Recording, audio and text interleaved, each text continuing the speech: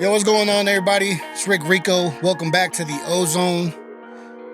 Today we got a different kind of episode. We're stepping out of entertainment, and we're bringing in Gabriel from To Bring About Podcast to talk about immigration issues and the war that's brewing up right now, and just to kind of clear out kind of the what would you say, ideas, or like what, the topic being controversial? Yeah, the topic being controversial, because I myself I'm an immigrant. Dennis is an immigrant. Gabriel's third generation, fourth. I guess my grandma's from Mexico. Yeah. So whatever that is. We're just trying to put people together and from different perspectives to just help each other, I guess, in a way, because I'm going to be learning a lot, and I also want people to understand the perspective of someone like me, who was born in a different country, was illegal for a few years, went through the whole process of becoming a citizen the right way, and so that's what we're doing today. Appreciate you guys for coming. Make sure you guys subscribe and everything. But Gabriel, thank you for having us on your podcast, bro, and welcome to the Ozone, bro. I appreciate it, man. Thank you for having me on. I really do. I appreciate it. Right on, man. Yeah, it's great to be back in the set, Rick, man. You've been cooking this one up for a minute. Yeah. And, I've seen you guys this episode. And this is the second collaboration with another podcast, man. So that's pretty dope as well, you know. That is a true statement. I just can't wait to really kind of get into some of these topics. So I'm here to listen, learn, and ask questions too. Yeah. So, where do you want to start, man? I mean, shoot, where do we start, man? I mean, shit, we just bombed Iran yesterday, so yeah. I don't know, that's a big one, but I mean, immigration as well is huge too. I mean, they're both equally. Yeah, let's start out with the big. Most recent, maybe.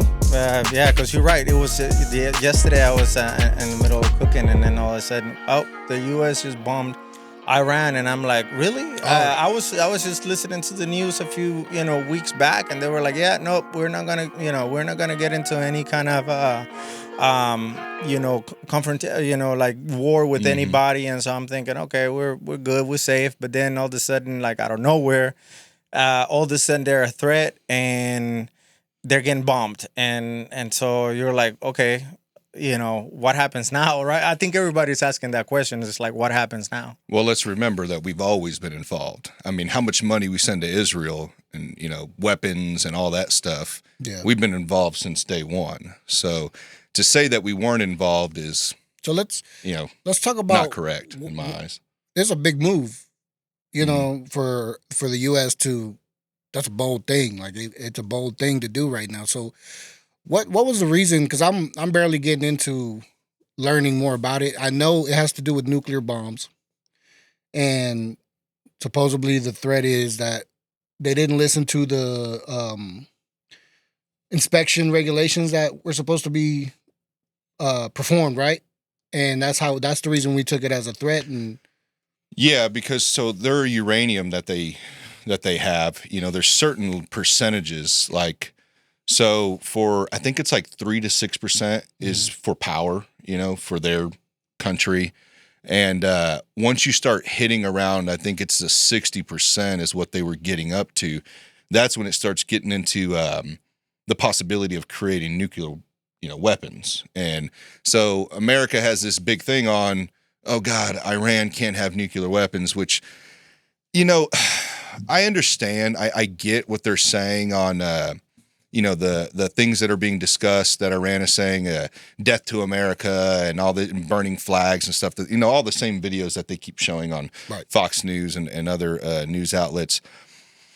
My thing is like, what is it any different from Iran having nuclear weapons and Israel and Russia and China and North Korea and all these other countries, just to name a few, I don't understand why we keep stepping on the toes of other countries, telling them this is what you can have and this is what you can't. It's like at some point, if you look throughout history, starting in like 1948, I want to say, and I'm going to please fact check me on all these dates because I'm not going to be as accurate as some people. But when they established themselves as a nation of Israel, it's like that's kind of when the conflict started. 1948, I believe. Yeah, it was, I think that's what it was. And so from then on, I mean, dude, there's so many videos out there. I mean, by so many different people that can explain the timeline. I won't be able to be good at explaining exactly date by date the conflicts in which led up to what happened, yesterday. But they're out there. You're able to watch them. Quick ChatGPT search, quick Google search, and you can figure it out. But there has been ongoing conflict since then. Yeah. Especially over there. And where I lie at is that I feel like Israel has been using America as like kind of that big brother on the playground, right? To where they can go around and, starting stuff with others, and they can end up relying on us to come and fight their battles for them, or, support them to scare the others away. And I think it's wrong. I don't want countries to have the capabilities of bombing people with nuclear weapons at all. Yeah. But how do we know that's going to happen from Iran? Because of chance, because of some people saying that's what they're going to do? Like, to me, I'm a person that's, it's like action, and I guess you can consider it action by them increasing their uranium levels, but I don't know, man. It's just, to me, that's just not enough for us to get involved in that, to be able to go and bomb another country because of the possibility. That's where I have an issue. Why does it sound so much like the Iraq situation some years ago? You remember that, where it's like, oh, they got weapons of mass destruction, we got to stop them. Exactly. And it's almost like, it's like deja vu. Like we're here again now, this time with Iran, and they talk about, regimes, and they got to be taken out, or, and why is that the U.S.'s job to do that, right? I mean, we just got out of, 2 wars, Afghanistan and Iraq, and now it's like right back in there again, So I think I was looking at the people's support, I guess, and how much they support the decision. I think it was like some 60% were against the idea of bombing Iran, and being in favor of that. So yeah, I guess most people don't agree with it. No, I would say most people wouldn't. I mean, who wants to get into another 20-year plus war, where we lost so many American lives, and not only American lives, the people in the Middle East also lost their lives too, the innocent people. Yeah. And I mean, this even goes between the Israel and Palestine conflict, man. Like, Israel has continually, since like the 90s, maybe earlier, Netanyahu has been continually saying, like, they're close to getting nuclear weapons. They're close to getting nuclear weapons. We need to invade and bomb A, B, and C countries. And we have with them, And I can't remember exactly off the top of my head. It's like 5 or 7 nations that he discussed. And Iran's the last one left on that list. And,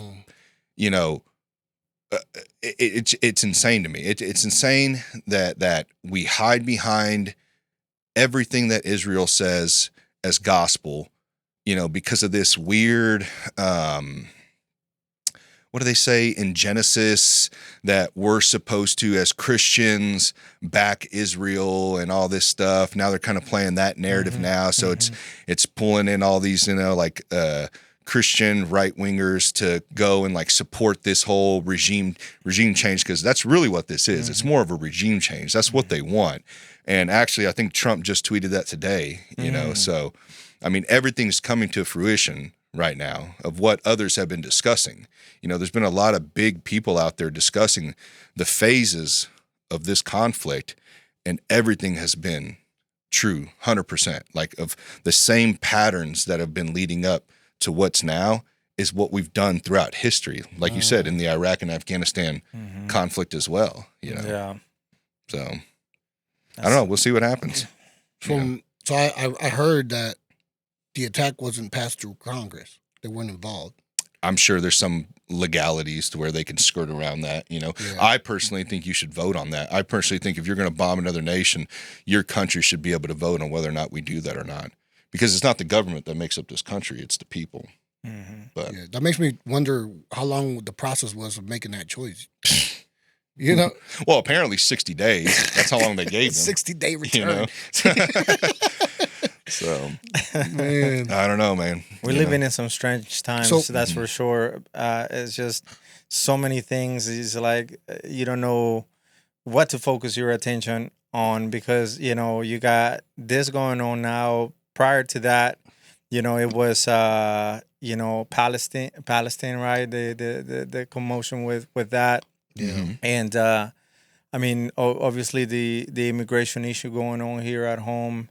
So there's so many pressing matters, you know, and you're like, what's going on? You know, why is there so much tension? Yeah. And I'm sure now with the immigration issue we're having, now with the bombing, now the internal immigrants in the United States are, you know, like there was already talk about, you know, there could be terrorists leaking in and we can have internal attacks. It's not a probability. It's probably guaranteed. You think so? Yeah. Oh yeah. I mean, if you don't monitor your nation's borders, there's for sure to be some bad apples that get across through that, you know. I mean, Boston bombing. Do you remember when what was that?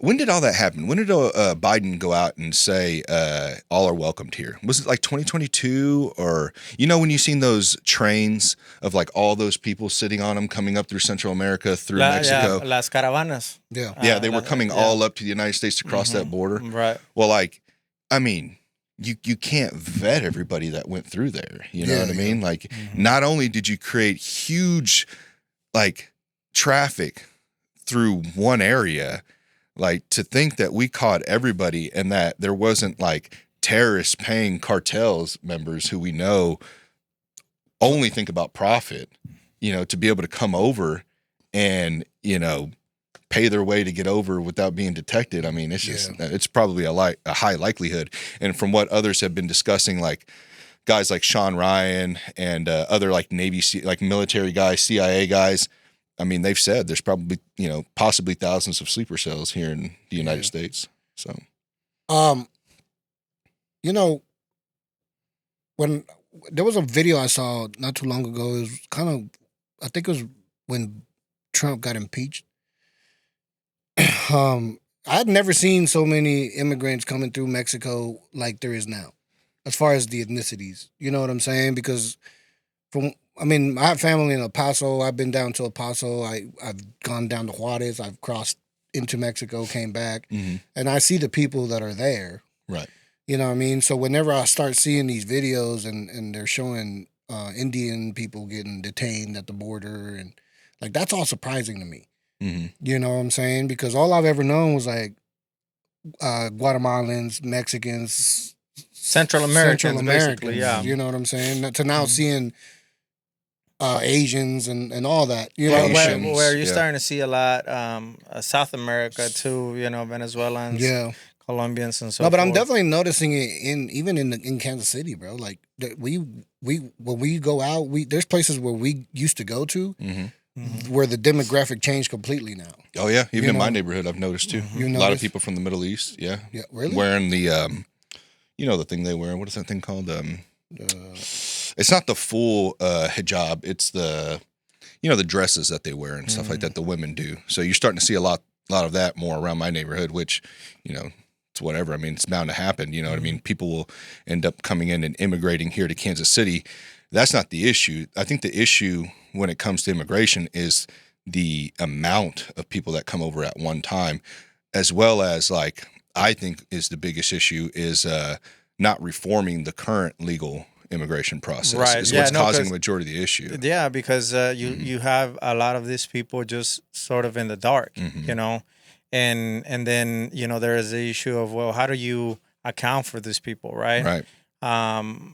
You know, there is also the issue with the population in terms of, you know, the current population here is not really reproducing at a rate that you're replacing the dad and the mom, right? And so I think that we're just not playing this immigration issue to our advantage, where, you know, it could potentially fix that, you know, because, you know, if you have a growing economy, you're going to need to replace people. I mean, you have to remember, man, the baby boomers are getting ready to exit the door. Yeah. That's going to leave a big gap. Who's going to do the, who's going to fill in, right, to take care. Obviously, automation and AI is probably going to play a big role here in the next few years. When it comes to that, but still, man, I think that we're not utilizing the resources that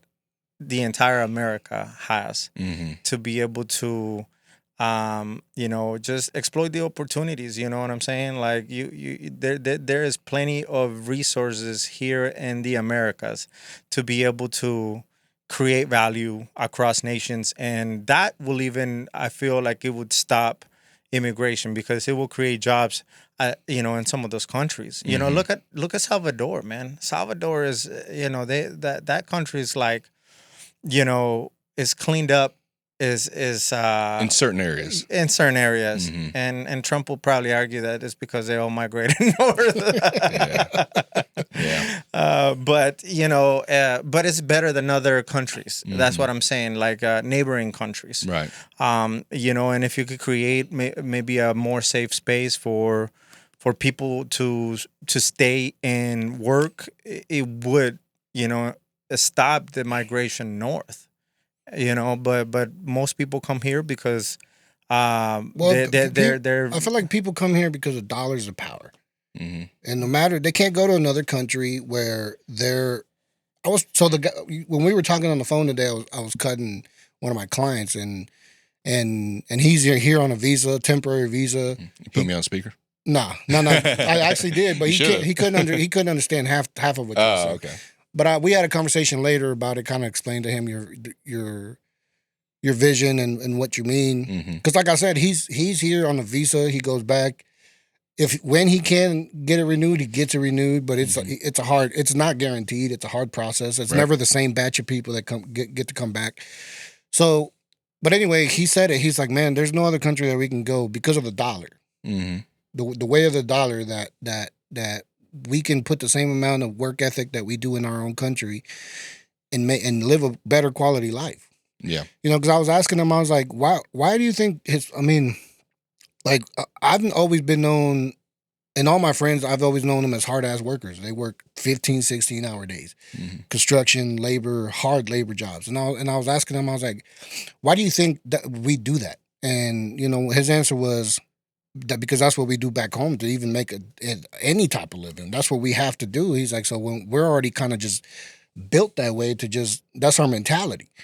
So they come down here and it's just more beneficial to do that with two jobs, because a lot of the guys that are cooking in the kitchen they're cooking Monday through Friday at one place, and then they're probably doing a part-time after, you know what I'm saying? And I've worked with guys when I used to work in the kitchens that they would work at like Applebee's in the morning and fucking Buffalo Wild Wings at night, So they're working long hours, double shifts. And like in terms of my people, I know from my perspective, like my parents brought us here for the opportunity. We didn't come here to bomb nobody. You know what I'm saying? We came here for the pure sheer of the opportunity, because in my town there's not a lot of opportunity. I was going to be a miner, or that's it. That's all the opportunity I had there. And my dad lost friends in a mine, and he knew that if he would have stayed there, eventually he probably would have died down there too. And he just didn't feel like that. He wanted that future for me. Yeah. And they made that risk. We came down here. Unfortunately, when we got here, it was in like 96. I don't remember who was president back then. Do you remember who was president in 96? I don't know. Sure. But when we started the process, it was Bush. And it was very difficult. Because even the lawyers were telling us, like, we can start the case, but we're gonna have to wait for a better opportunity. Because that's how they don't just put you in the fire. They want to wait for the right laws to kick in and to help you in. You know what I'm saying? But even within that, it's still a hard process, because depending on how you came in, right, that affects your ability to even get a work permit. You know what I'm saying? Oh yeah. And one of our complications was the fact that we overstayed our visa.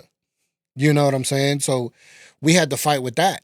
Well, because you got to get a pardon, right? It was Clinton who was president. It was I don't know Clinton? why I didn't think about that. Yeah, I was going to 96 say would have been that. 4. I was Yeah. going to say it, but I didn't want to But it- sound ignorant if it was wrong. Yeah, and that probably would have been a good time to go for it, you know. But my parents not even knowing English, and they're just trying to get acquainted with Right. being here, you know. Right. And that's the problem with the process, man. It's like your visa's like a 6-month thing. Mm. You know what I'm saying? And then it's too much to do in 6 months. Right. But what's crazy about this whole immigration thing is that deportations won't even put a dent on it. It won't. What do you think will? Immigration reformation. I think what he's saying will definitely impact as Like far a tiered system that I was no discussing with the you? jobs. Like, because you keep saying go after the people that are hiring. Oh yeah, that's my biggest thing is go after companies who are hiring them because then they'll naturally self-deport. If there's no Well, jobs here to like- hire them, then they'll naturally And if it's too self-deport. difficult, no, like they're not going to risk coming down. Yeah, well, that's the thing is that you can't make it. You can't have it to where a country's just like allowing it to happen because then you're never going to be able to control it. You know what I mean, or limit it a little bit because we can't let everybody in. I think we're all on the same table, you know, when it comes to that. But the problem is that if we can look at the reform, which I think hasn't been, or the immigration process, I think has been the same for like the last 60 years or something like that. I might be wrong on those amount of years, but it's been a long time since they've reformed it at all to the process and you know how that all goes the right way, as everyone likes to say. I think that needs to be looked at, but as well as instead of going out here and like having all these agencies, you know, kind of playing cowboy, running around rounding people up. To me, it's just too costly for one. I mean, I think we're going to pay more than what It what won't we're make actually a getting big back. impact. Yeah, it's going to be hard to make an impact, especially with people fighting against it, which that's a whole nother conversation. But like, if you actually go after the employers, and I'm not talking fines, I'm talking actual jail time, because companies can pay fines. They have no issues with paying. We know that.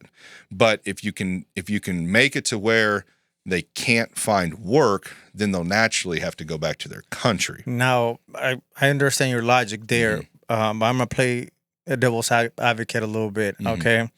I've been in operations for my entire career pretty much, right? And worked in various, you know, distribution centers and production plants and even some, you know, corporations. They would have people that are not legal. Maybe they've been working there for a very long time or used other, you know, somebody else's papers. And, you know, there's always that. They're starting obviously to run more E-Verifies and stuff now because of the liability. But we know there's ways around to E-Verify. Yeah. But this is where I'm going with it. In all of those areas where I worked, there's been a shortage of labor. And there's people that are not really willing to do the job. And so they really, you know, where do you find, if you get rid of this, right, the immigration, let's say, where do you find labor to continue to operate? How do you do that? So we discussed this earlier, before we go ahead and kind of like what Trump did, where he said we're not going to go after farmers and I think it was like hotel workers and stuff like that because we need them because we don't have anybody doing those jobs. I think the first thing we need to do is cut welfare then. I mean, we're talking about, because if we have able-bodied Americans living off the system, those are people that would fill those roles, you know. We're not only talking about farmers here, though. We're talking about painters. We're talking about remodelers. Yeah, I was just using those two things Like, as an it's example. just more. It's more The than just construction industry. Yeah, it's more than just the farmers, man. No, yeah. You know, It's about just about every industry that requires blue collar work. Right. Essentially is where, and I don't know that there will be enough labor from that adjustment to satisfy the need. prices would go up. No, sure. but you have to look also at the fact that, and this is a fact, a lot of Americans don't want to do blue collar work. You know, and that's just what I've noticed. Would you agree? I think there's a mix. I think that is true as well, but I think there's also ones that are not having to. You know, that's the thing. Because you said, where are we going to find these workers at? Well, how many people do we know that are not working right now and that, you know, could possibly be living off of some type of government assistance or whatever it may be? And I think in order to have that, you got to cut that first, you know what I mean? And even, you know, I'm a compassionate person, man. The libertarian side of me would like to cut it completely, but if we could even give it like a one golden ticket rule when it comes to welfare and stuff like that, you know, you get one pass when you're in a jam, you use it, you're able to get out. But then let's see how many able-bodied Americans will go and fill those positions. Then if not, then that's when we can have the discussions. But my thing is that I don't want corporations, especially these big, you know, these big agricultural corporations or construction companies, getting by off the backs of cheap illegal immigrant labor. I think that's wrong. I think that's wrong to the immigrants. I think that's wrong to, you know, just in a sense completely. You know, it's not right, man. And to say that everything would go up, yeah, that's true. Your strawberries might go up from $4 to $15, but the beauty about the market is it'll correct itself, because what happens is when people stop buying those strawberries because they're having to pay workers more and not pay the illegal immigrants cheap, you know, the cheap labor they've been giving them in order to keep that cost and profit most, they'll go, damn, well, we haven't sold strawberries and like, you know, our strawberry sales have gone down so much right now. We've got to correct something here. Where else can we correct it? Well, we're not going to be able to profit as much as we want, but at least our sales will go up by dropping the price. The thing, I mean, this immigration issue has been going on for so many years that, you know, it's just that there's so many people already integrated into the economy already, and they're not just, you know, working, but they're also spending, and you know, and so you on the flip side of that, of where, okay, you know, don't give them work, there's also a financial or economic hit to the nation, because I just think that there's just so many of them, you know, that they actually make an impact on the revenue, GDP, you know, what do they say? It's like 60 million or something like that. Man, it is. I don't even know. I can't even really begin to. I don't put think a they could number get to that stat. I don't even think they could acquire that. Right? No, because they're not in the system. You really can't. I mean, some do taxes. I know a lot of them that they do. They work. They do taxes. They pay the taxes. There's others where they either end up filing exempt, or they just put a lot of dependents, so they don't have cash, or cash. But I think there's a great deal of them that, like I said, I mean, you know, at least in you know, Latinos, for example, right? I mean, we're spenders, you know. We're not very good. We're good at doing the work. We're not very good businessmen.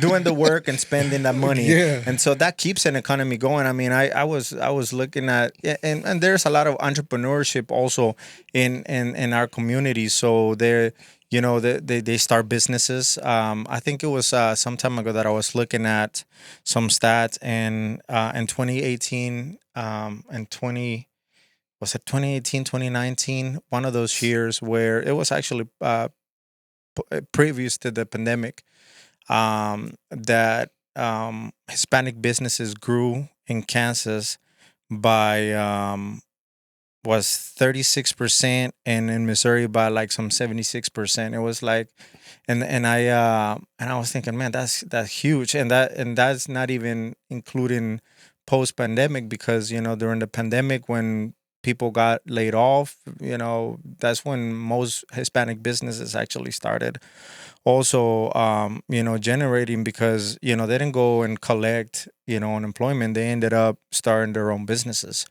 venturing out into their own. And so there is that also that part of they're contributing to the economy. And so what does that do to the nation, right? What does it do to the economy as a whole if you do end up removing, you know, a large amount of immigrants? I think the only way to figure it out, and I've said this before, is you need to get a team of economists together.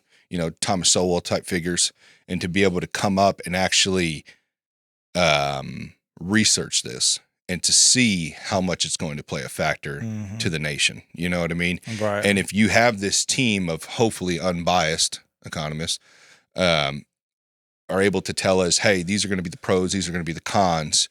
Now leave it up to the vote of the people of how they want to go about this process, which, I mean, I think we're too far gone, honestly, now. I mean, we're seeing that it's not effective. I think ICE is like being held to like a 3,000 arrests a day or some shit. Like it's insane. The unrealistic expectation of how many people they have to try to arrest and deport and not think that they are going to get some things wrong. They're not going to make mistakes, So I think in order to kind of go the route you're discussing, you'd have to get economists involved, figure that out. And then if it's going to be a net positive for our nation, then, we discuss some sort of amnesty deal. I would prefer more of a route to citizenship than just the how they deal with the visa stuff, where they. I honestly think, personally, I think that you start where is the nation's need, right? Obviously, you have to secure the border and stop the traffic. Well, that's where I was going to. Real quick. I think you got to stop the bleeding, right? That is the first and foremost. Secure the borders, stop the traffic, and then you figure out, okay, what is the nation's need here right now, right? I said, is it going to be feasible to deport everybody that's already on this side? No, that's not a feasible solution.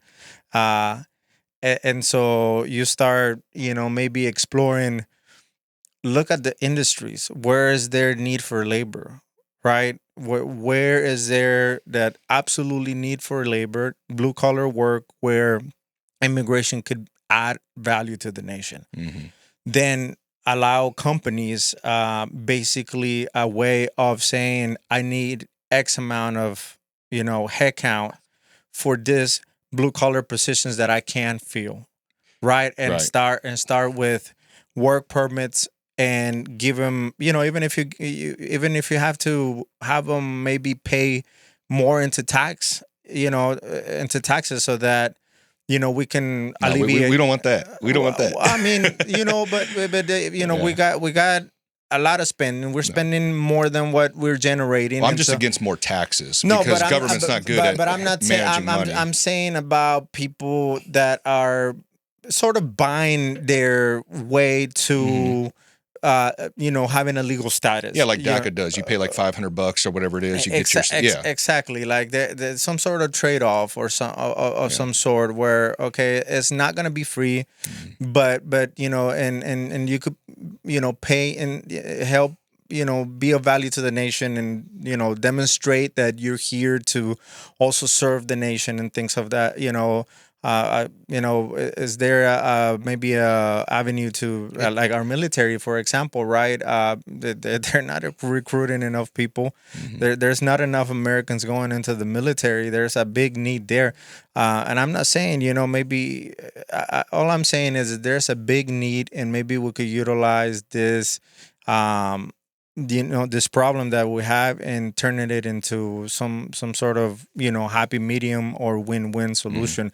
Now, if people are here committing crimes, yeah, absolutely. I think you shouldn't have you mess up. You shouldn't have an opportunity to become legal, right? If you're out here, I agree with that too. Could I touch on real quick? So where I was going with the economists, though, the team of that, after we have that data.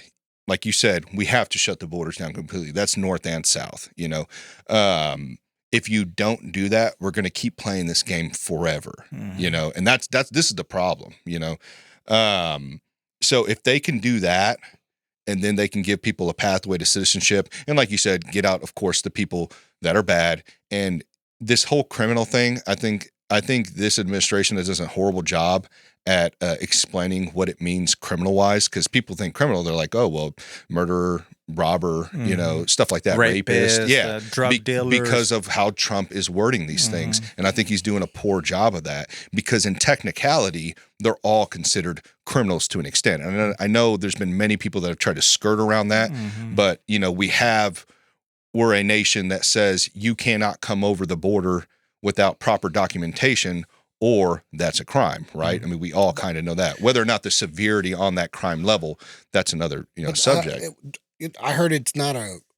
I know I've heard this too. I can't remember exactly what they were referring to. It was it's like a civil matter or some it's shit. a civil, it's a civil matter. Yeah, I mean, either way, it's to me, I'm not saying that we need to imprison them, but either way, you broke a law. You know what I mean? And to leave it, I think they just did a poor job of explaining that. You know what I mean? Because at this whole time, they've been thinking, oh, well, they're going after all the criminals only. And technically, they're not. I think they explained it the way that they wanted to.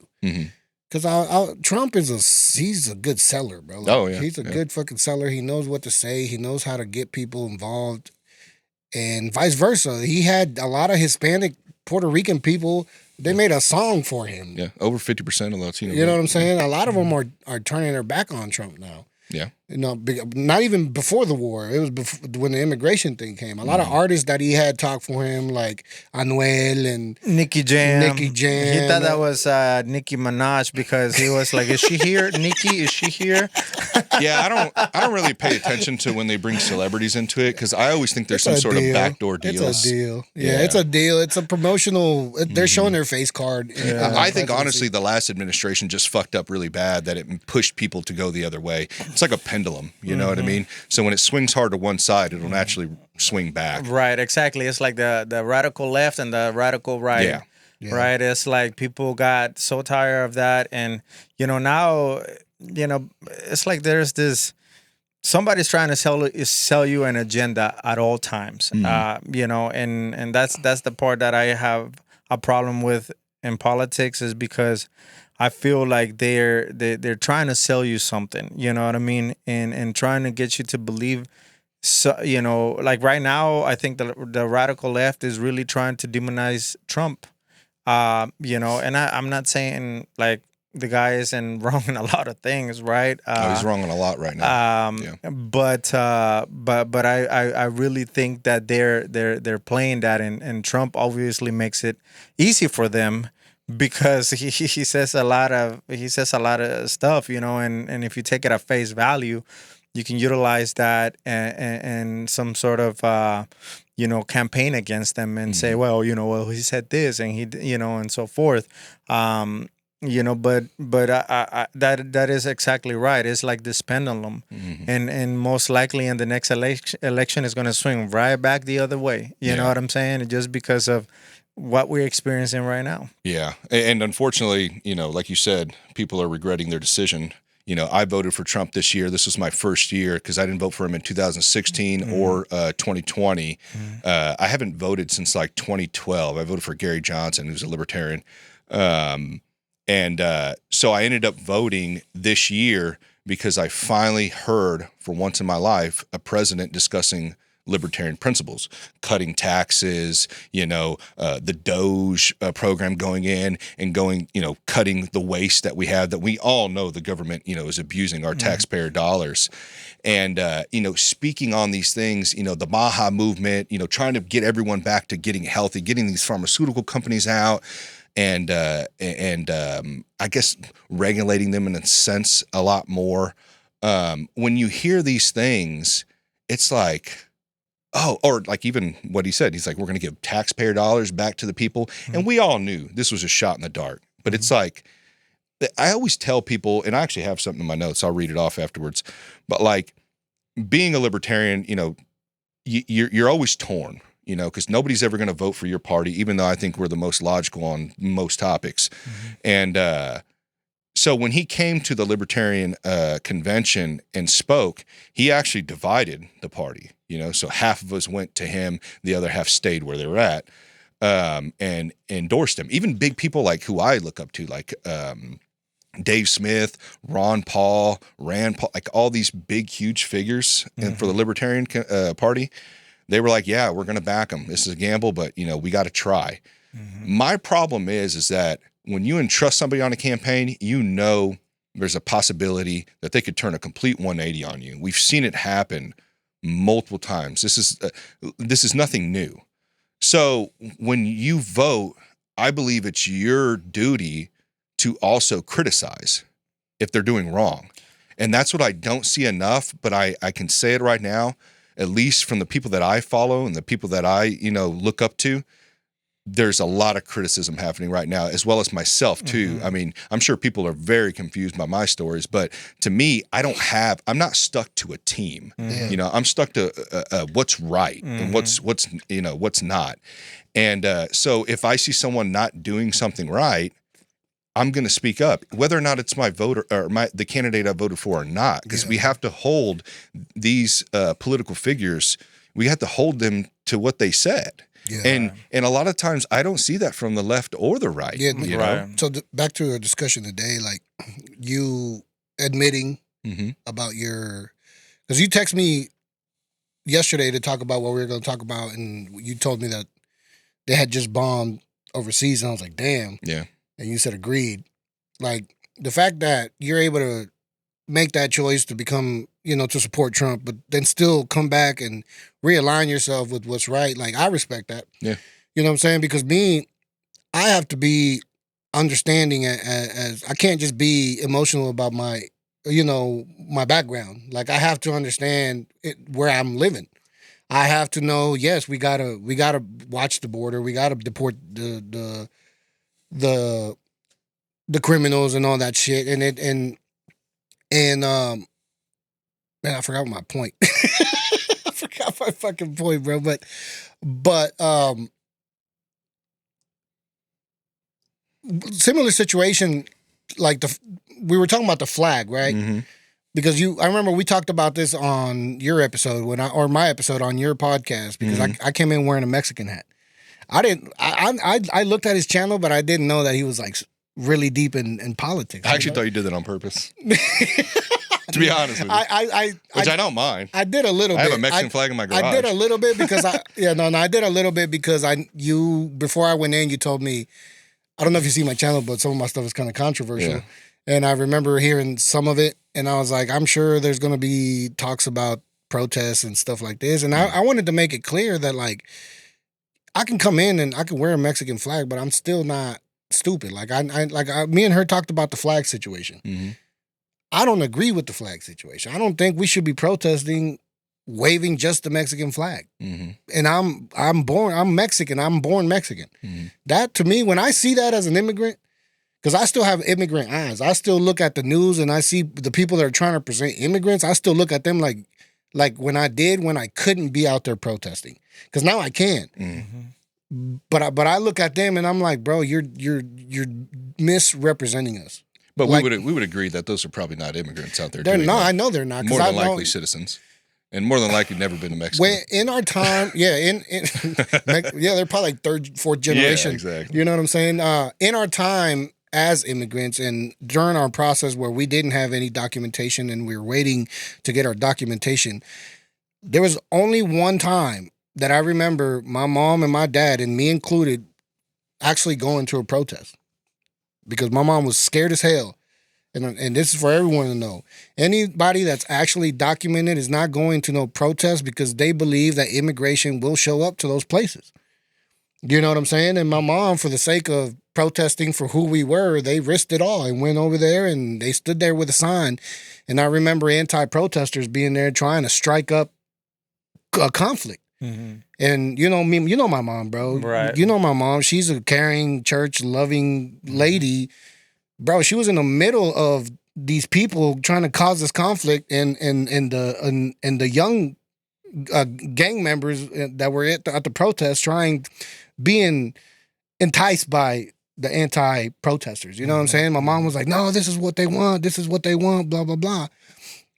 But it went to show me. I'm like, a lot of this stuff is just triggered, bro. Like, it's I don't want to say they, but it's like it's what people want to see from us. You know what I'm saying? So they can blame. Okay, they're not good people. Take them back. You know what I'm saying? But the 90% of the people that deserve a chance here are not at those protests.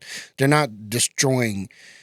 They're not burning flags. They're not flying only Mexican flags. They're working. They're working. And we could probably say a majority of the protesters weren't doing that, right? No, but obviously the media is going to highlight. Right, they're going to highlight the bads, of course, to get the views. The man on the moon. Yeah, I mean, I think I think the waving of the just Mexican flags only. I hit up Handyman. Oh, did you? I don't remember what protest it was, but it was one before I did your podcast. Oh, really? And I remember I told him, I was like, bro, we got to get more people out there with American flags. Yeah. And he's like, bring your American flag. Bring your American flag. I was like, bro, it's just, we have to. It's just, yeah, we have at to, least bro. have both. You know what I mean? To show unity, because it's just, it looks odd. You know what I mean? Like the example everyone has heard, it's like if you were fighting for citizenship in Mexico and you were only waving the American flag, it would make no sense. And that's how I view things. I view things like that, and I'll tell you why. I grew up in Belton. Mm-hmm. I was in my class. I was probably one of the fourth Mexican here, bro. And I remember growing up, hanging out with my Mexican friends. We'd be at restaurants, and they would talk in Spanish loud. And I've always been like a very conscious person, so I would notice surrounding people, start noticing of how loud we were talking. And I was always the guy that was like, bro, like chill, like don't talk so loud, or let's speak English. We can speak English, but it's not our nature to speak English to each other. You know what I'm saying? But I was always courteous of that, because I always looked at it like, if I was in Mexico and I seen a group of white guys just speaking English, like it's you know what I'm saying, I would be like, hey bro, what's up? You know what I mean? Yeah. So no, I get it. But it's very environment based, because like I said, I grew up down here. Mm-hmm. I'm a minority over here. You go to the west side, you're not a minority over there. Right. If I drive out of here with a Mexican flag tied up to my truck, I might get pulled over just cause. Right. You know what I'm saying? But if I'm on the west side, it's a whole different story. Right. You know what I mean? And that crowd mentality, because you're good with all the people there, it creates that environment to be able to do that. But when you're in a place like my place, it's dangerous. You can't do that over here. Right. You know what I mean? Yeah, I mean, I would say too that, I'm sure most people are waving the Mexican flags into show of their heritage rather than country, but you have to look at it as like from the outside perspective, like you're trying to win over a nation. Yeah. And in order to do that, I mean, you kind of have to, look at all perspectives.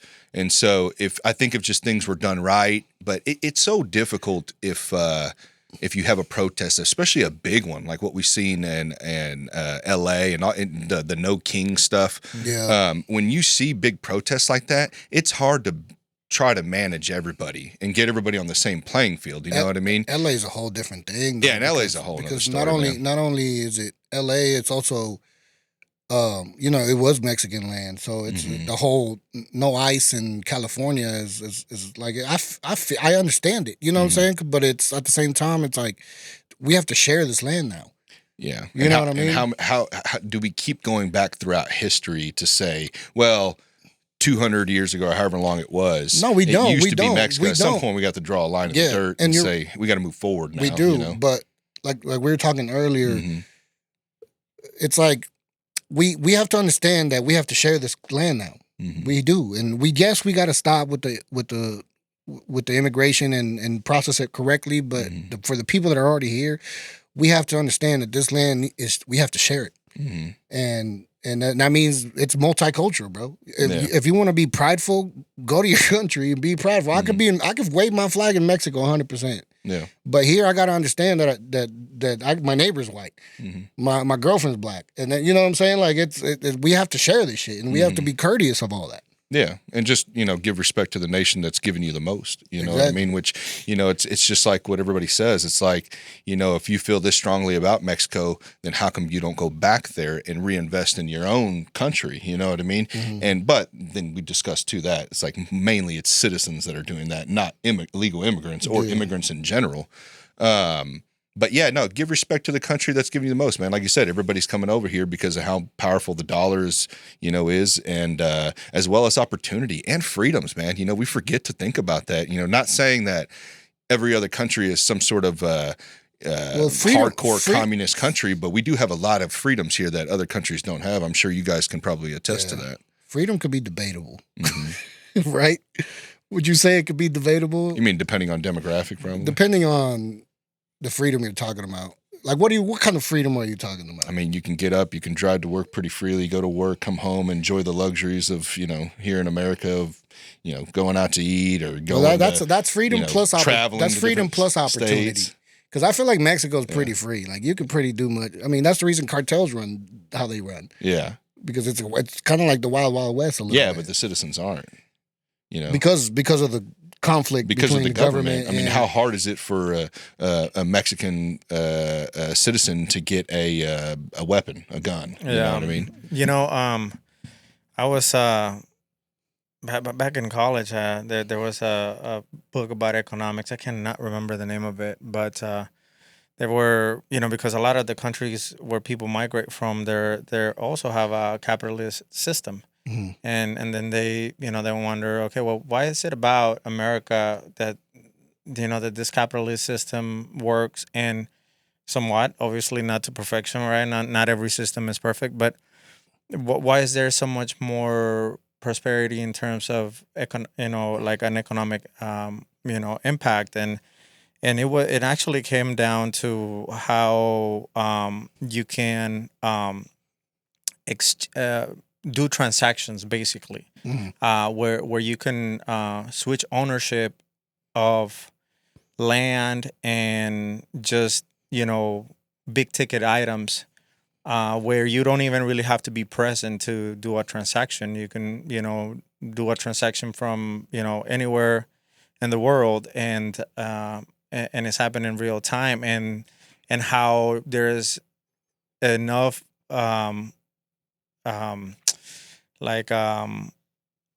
order in place where that if that asset is yours, then nobody can come and take it, right? And that's the difference between America and other countries, where in other countries you can have something, and if somebody that has power over you can come and take it.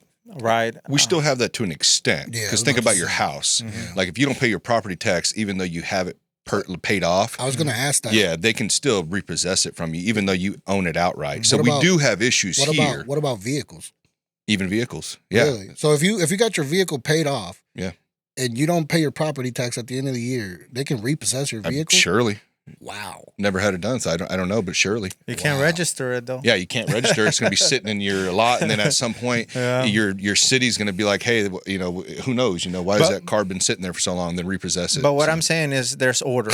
There's more order, and I think that that order is where the freedom comes from. There's more accountability. There's not enough accountability once you get on the other side of that border, and that's where I feel like some people, they can't quite thrive, and actually people that migrate here north also come here with a different mentality. They come here with the mentality of chasing this American dream. So they come to work, they come to create something. And for whatever reason back home, they just didn't have that. They didn't have that opportunity, that drive, whatever they. Why do you think that is, though? I think it is because of the grass is greener. No, because because you know what? Like my country in Guatemala, for example, I think about it, and it's such a fertile land. Anything you plant, it grows, and so I'm thinking, why can people create value there, and I think it's because of a collective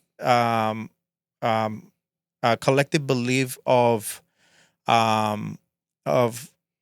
just not having enough and not being and not having opportunity. And that collective belief that there's no opportunity here keeps them in this perpetual circle of not creating opportunities for themselves, and that they have to go somewhere else to create opportunity. So in Guatemala, is like in Mexico, you create an opportunity for yourself down there. You got to deal with the cartel, right? Is that problem there in Guatemala too? I mean, anywhere you have poverty, you're gonna have violence. Yeah, you're gonna have gangs. You're gonna have, if you have poverty, you're gonna have violence. That's another thing. We actually spoke about it on the Herbal Refreshment podcast that we just recently did. The level of poverty in our countries, Mexico and Guatemala, is 3 times fold what you see here in the world. No, I'm saying mean, the world is it's insane how many people are in poverty. Yeah. And that's one of the things that we discussed on that episode is like one of those memories I remember, bro. We came down here. We lived in a 2-bedroom apartment. We had roaches, but we had carpet. We had a bathtub. We had a shower that had a shower head.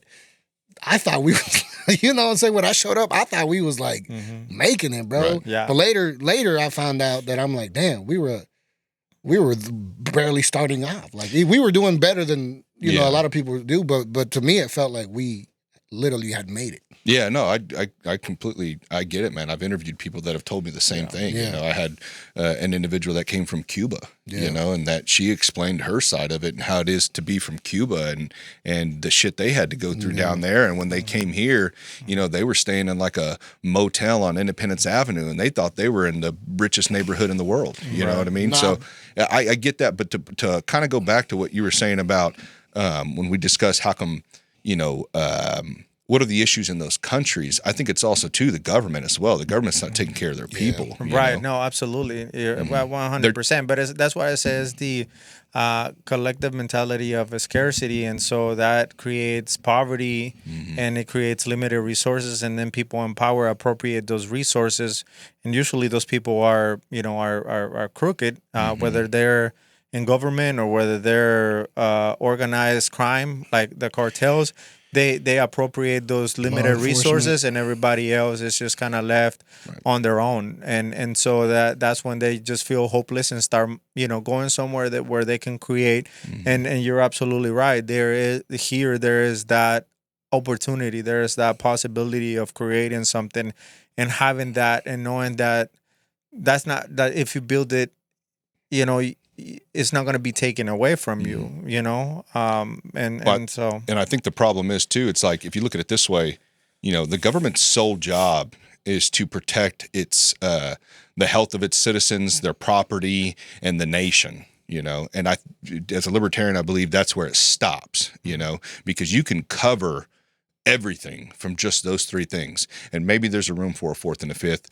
I'm not going to say I'm the most well-versed libertarian out there, but there's plenty of people that are way smarter than me. So you're more like pro-free market, basically. Yeah, very, very, very pro-free market. What is that? Yeah. Milton Friedman? Milton Friedman, yeah. So and that's like the biggest, like his theories? Yeah, his theories. And that's, and I would even not say his theory, more fact, because if you look at, go on any YouTube video, or on YouTube, and look up any Milton Friedman video and just listen to him. I know it's difficult, and I get it, but some of the most difficult things to listen to are where the most gems are. Right. And so if you can put up through that and listen to it, I'm telling you, it'll be very beneficial.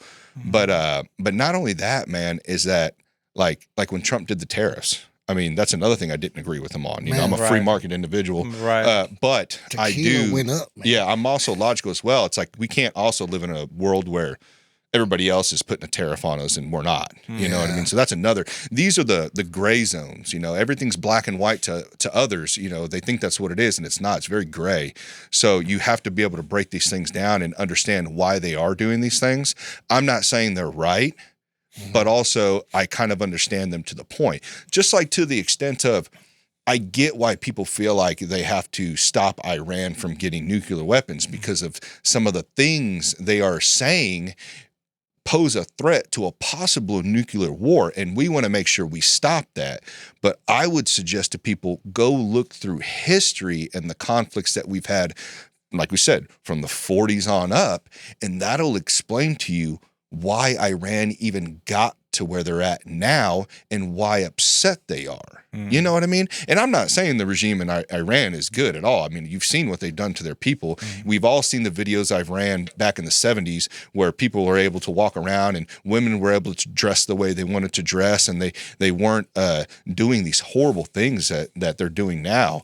But to believe that United States or Israel is going to all of a sudden change, do a noble regime change for Iran. I mean, to me, it's like, we know how corrupt our government is, and we know we're just going to stick the people in there that are going to benefit us. And we're the worrying about the citizens of that country, I believe, is probably last on the United States list. Exactly. You know what I mean? No, but they want to use it as part of the rhetoric, to sell the war effort, right? I mean, that's essentially what they to pull on the heartstrings. Yeah. Exactly. Yeah, to talk on like the emotional piece, to people. The same thing they're doing right now with the immigration issue. So do you think that do you think it's got anything to do with oil? Oh, for sure. Do you think it's got everything to do with oil? Not everything, no. No. I think it's definitely plays a factor. Yeah. Because they do got a pretty major pipeline. Yeah, and I think they cut it off too. They did. I heard. I heard. I follow it on Telegram. There's some groups I go on there that they cut it off to who? I don't know. I haven't looked into it. I just seen that this morning, so I don't recently, know the details. Like just recently. Yeah, just recently. Since yesterday, and it may have been yesterday. I don't know. It's hard to keep up on some of those Telegram chats. That most likely is going to impact the price of gas. Yeah. Damn. Your gas is going up, Republicans. So you're a libertarian, yeah, right? Actually, I kind of wanted to read this off, so that way people can get it. Because I want to know exactly like what a libertarian is. Yeah, and I have a list here. Yeah, I was going to ask you that earlier. So I have the core libertarian principles, and I put them on here because my memory sucks, so I'm not going to be a beautiful speech off the dome like some people can do. I wish I could do that, but I can't. Man, so come on, man. we believe in individual liberty, self-ownership, the non-aggression principle, private property rights, free market and voluntary exchange, very limited government, fiscal responsibility, personal responsibility, civil liberties, peace and non-interventionism, decentralization, and that's pretty much it. And then there's also a debated topic on a 12th of open immigration, and that's where the Libertarian Party splits, because some believe in open borders, some believe in protected borders. Yeah. No, I see. Yeah, you know what? I agree with a lot of those principles. If you ask me, I wouldn't consider myself a libertarian, but I believe, those make sense. Yeah. So now, I always tell people you're not a libertarian because you haven't looked into it deeply. Yeah, but let me ask you something. Maybe you can help us understand this also, since you are know quite a bit about politics. So what is a Democrat? What is their core beliefs and principles? I mean, from what I've seen, is just almost you start using more words. Socialist? Yeah, you start using these words like socialist, more of the communist route, and eyes start to roll because they don't see it. But I think it's early stages of where it inevitably ends with the Democratic Party. Now, there's also a split in the Democrats too. You have these kind of new liberals, and you have old school Democrats. Same as Republicans. You have like kind of the old neocon war hawks, and then you have these newer conservatives. Like the Nick Fuentes style individuals that are coming out. Like there's a split in all parties. So I mean, it just what their mission is. I think of between both of them, I don't see a difference. That's when Trump came into play, and you thought, like, man, maybe there's somebody. He's not one of those 30-year politician guys that's going to come in. Maybe there's a possible change. His first term, granted, it was fucking rough. He made a lot of mistakes, but maybe his second term, maybe he'll turn some things around. And then when you run with the party or the team like what he did with Tulsi Gabbard and Kash Patel and Robert F. Kennedy and all these individuals that you thought we're going to make a difference, and sometimes it doesn't happen, which is really hits me, because sadly no one will ever vote in a third party, which is funny because everyone's talking about we need a different party to come in now, because there's a lot of conservatives mad and Democrats are mad, of course, but it's like, what do you mean there is a third party? There is a Libertarian Party, but the problem is that people are like, well, you guys aren't realistic, or you guys will never get the popular vote, or you guys won't. Yeah, because you guys aren't giving it a chance. What do you have to lose now? You have nothing to lose now. Not saying that we have a perfect candidate to put in place right now, but I guarantee you, if I started to come on the Libertarian Party, good people would start, hopefully. I mean, we all know how that is when it comes to politics. All the good people don't want to run, and all the egotistical, fucking selfish, I want to climb the ladder to the White House, people start to come in. So it's hard, man. It's hard. I think a lot of people voted for Trump because they didn't have a good Democratic candidate to vote for. And it always comes down. Why is it that it always comes down to to voting for the least worst. God, What is am I wrong, because or does good it always people seem that way? because good people won't run. Yeah. And then they put in play the people they can control, which we thought Trump wasn't going to be the one, but look what's happening now. I'm just thinking, like, man, is this all America got to offer? I mean, surely there has to be better leaders out there. You would think, but look around the world. Are there any good leaders really around the world in their governments? Holy No. smokes, what's happening in politics, man? What? It's always been like It's this. always been like that. no, 'Cause even when We're just getting older. Even when the and Mexican recognizing it. presidency was happening, I feel like people were still.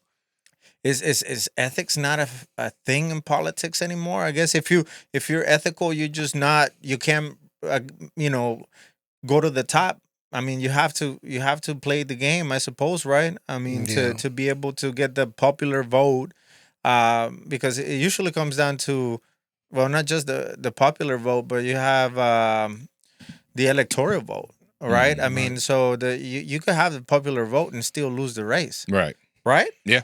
And so that goes to show you that sometimes just voting locally, and putting those people that are going to be representing us in the Senate and Congress is just as important. But nobody ever talks about those voters. Not a whole lot of people do. Yeah. The 30-year politicians. Right, exactly. And so it seems like those should be just as important. Well, they don't want you to be involved because that's who's pulling all the strings, man. And not only that, it goes even higher. We know billionaires are running our country. Billionaires run everything, man. The government's just the extension. Well, yeah, they're financing their political campaigns. Exactly.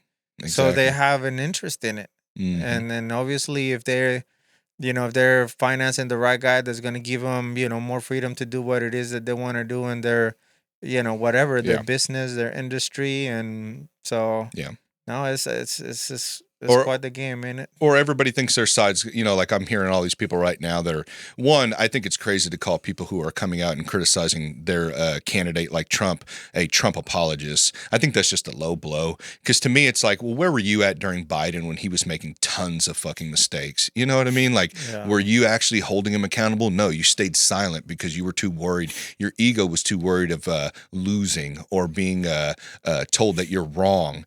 So you stayed silent. And to believe, I don't understand how like the people on the left would think that Kamala would have done a better job right now. She's got plenty of interviews out there when they've asked her on the issues with Iran, and she said the same thing that Trump said. Iran can't have nuclear weapons. So we would have been in this war regardless, as well as we were just fucking trying to back Ukraine with the issue between Russia. And out of that whole situation, I never try to act as if I know everything. So don't take my word as gospel, but go look into it. Look at alternative journalists doing reports on these things, cross-reference stuff, because you can't just blindly listen to one individual. You need to find someone reputable who's got a good track record. That's not going to be your mainstream media at all. You're going to have to find these. I mean, dude, I know everyone talks shit, but man, these podcasts, man, I mean, they're changing the game on the news and information that's coming out. So if you can find someone like that, which one do you recommend? Man, dude, what I would recommend. I mean, that is like unbiased. That they take multiple views into account and they are facts based. Like which one would you say? I mean, I listen to a lot of podcasts, man. I do too, that's but not in politics normally. In politics, I do as well. Yeah. Who I look for when it comes to anti-war stuff is Dave Smith. I understand he's a comedian, and but we've heard this discussion of, oh, he's just a comedian, like what they used against Rogan, and Rogan was 100% right throughout COVID. So, and he's been right on a lot of things, actually. And so I look for guys like that don't have incentives, that just truly care and have that moral factor that we don't have in government, that these politicians don't have, because they treat government as if it's a business. So everybody's trying to climb up the corporate ladder. Everybody's trying to rake in the bucks. How can we make money? That's all that's thought about. And then who gets left to the side? The citizens that are paying the price and ultimately paying them. So we're losing twice. We're paying someone who's not looking after us. And when I say look after us, I don't mean give us things. I mean, get out of the fucking way, stop making it difficult for people to live. And that's what they do. They think they're not, but they are. Yeah. I usually listen to the Diary of a CEO. Oh yeah, Yeah, dude, yeah. yeah, and there's been some discussions, very few political discussions in there, but it unbiased and one of I never been a pro Trump guy by no means, but there was something that they were discussing in there that um kind of made me reflect, like, okay, well, maybe not everything that's being done is bad considering what's going on around the world. Yeah. And one of the things that they were speaking of is that in Europe, there is like a massive like exile of CEOs. People are just leaving because they don't want to do business in Europe. It's too costly, Mm-hmm. and they're fleeing to the United States, and that's essentially where people are coming to because taxes Mm-hmm. and because it's easier to conduct business. But I don't like that. And you want to know why I don't like that? Businesses are, it's easier for a business to move into the United States because they bring money. They can buy their way into the United States. I don't like that because I think that is counterproductive, because you're telling these nations to take care of their own people, yet you're taking all of their very smart people that could give opportunity and jobs to the people in need there. All right. And we're keeping it to ourselves. So don't be upset when there's a natural influx of immigrants, because they're going, well, hey, Yeah. you're running these H1 or SB1 visas or whatever they are. You're taking all our engineers, all these people who could create businesses and stuff like that to employ people there, and you're bringing them to America. But you know what, though, man? There's always going to be these dials from like a socioeconomic aspect where, you have taxes, you have, just, the political scene. You have so many different things that you can, you have exchange, right, of commerce across, nations and stuff. And so it's like, you lower the taxes, you incentivize people to come here, and now all of a sudden you're creating certain conditions. And I think everybody does that. I mean, China is a prime example on that when it comes to the exchange with the United States and China in terms of controlling the dollar, buying and dumping, and this unfair sort of, unfair trade that happens with China. And so I think everybody has those dials that they kind of tweak in order to favor their own economy. Yeah, but who's paying for all that? The people are. Yeah. You know what I mean? They're the ones stuck not having a job, or, their nation's not being able to create opportunity for them. And I don't mean by creating jobs for them. Like, I don't believe that, but getting out the way, stop heavily regulating stuff, stop making it difficult for people to start businesses. And if you can figure that out, and more people can actually create these businesses to employ others, then why would they want to leave? Ask any immigrant that's came over here, and a majority of them always say, I wish I could go back to where I was from. You know what I mean? Depending on, whether it's war torn or whatever it may be. But a majority of them will be like, yeah, man, I didn't want to leave home, but I had no choice. Yeah. Imagine if you had to uproot from Kansas City, you don't want to do that, but you got to go where the work is. Yeah. So, I just think the government makes it more difficult than what needs be than, and if they could figure out that and get out of their own way, for us, I think we'd see a lot better for the population. But, I don't think they will. I don't think they want that. I really don't think they want that, man. I don't know how you guys feel, but I don't know what side you guys are on when it comes to politics, but to me, I stay clear of it, man. I honestly do. Yeah. I just there's never been a candidate where I felt strongly enough to say, man, I'm going to go vote for this guy. Yeah. And I was actually looking for that. Damn, I had something written down that I wanted to say on here, because I keep getting told, like I told you earlier, that how could you vote for that person And, you knew that it's called a hindsight bias. When people will be like, well, you didn't know Trump was going to do that. You're an idiot. Right. Like you didn't. It's almost like when you watch the scary movie and it's like, you don't know you're in the scary movie. The actors don't, but you're watching the scary movie and you're going, why would you go in that room? Yeah. It's because you know that you see everything. This is a movie. You know what I mean? When you're in the situation, you don't know not to go in the room, And as well as with Trump, that's why I say what he ran on his campaign, he unfortunately did a 180. And, it's going to fuck him, man. But he's not worried because he's not running for a third term, no matter what everyone thinks. He's going to be a king. He's going to run for a third term. It's not going to happen. Is that even possible? No, it's not possible. I'd be very baffled to see that actually happen. Not saying it's a 0% chance, but if it happens, you can just kiss democracy goodbye. Basically, that's the end of democracy. Yeah. Yeah. Which really, we're a nation that's a republic, but we can keep floating on this democracy deal. Really, what we need to be going off a nation that is a republic is backed by the Constitution, and that's things that we just keep ignoring. We're just kind of pushing that to the side, and you keep on pushing the line, and and it's like, well, how far do you push it, right? Yeah, or it's like the No Kings protest, man, on Saturday. You know what I mean? I understand what you're trying to say. Nobody wants no kings, but we have no king. We know this. Come on, guys. We just had Biden as president literally less than a year ago, and we've seen Trump, he lost his presidency in 2020. So we don't have a king. What I more look at that is that it's not that you don't want a king, you want your king and not this one. Oh, right. That's the issue. It doesn't matter who's in the presidency. There's always going to be people that will oppose that. Right.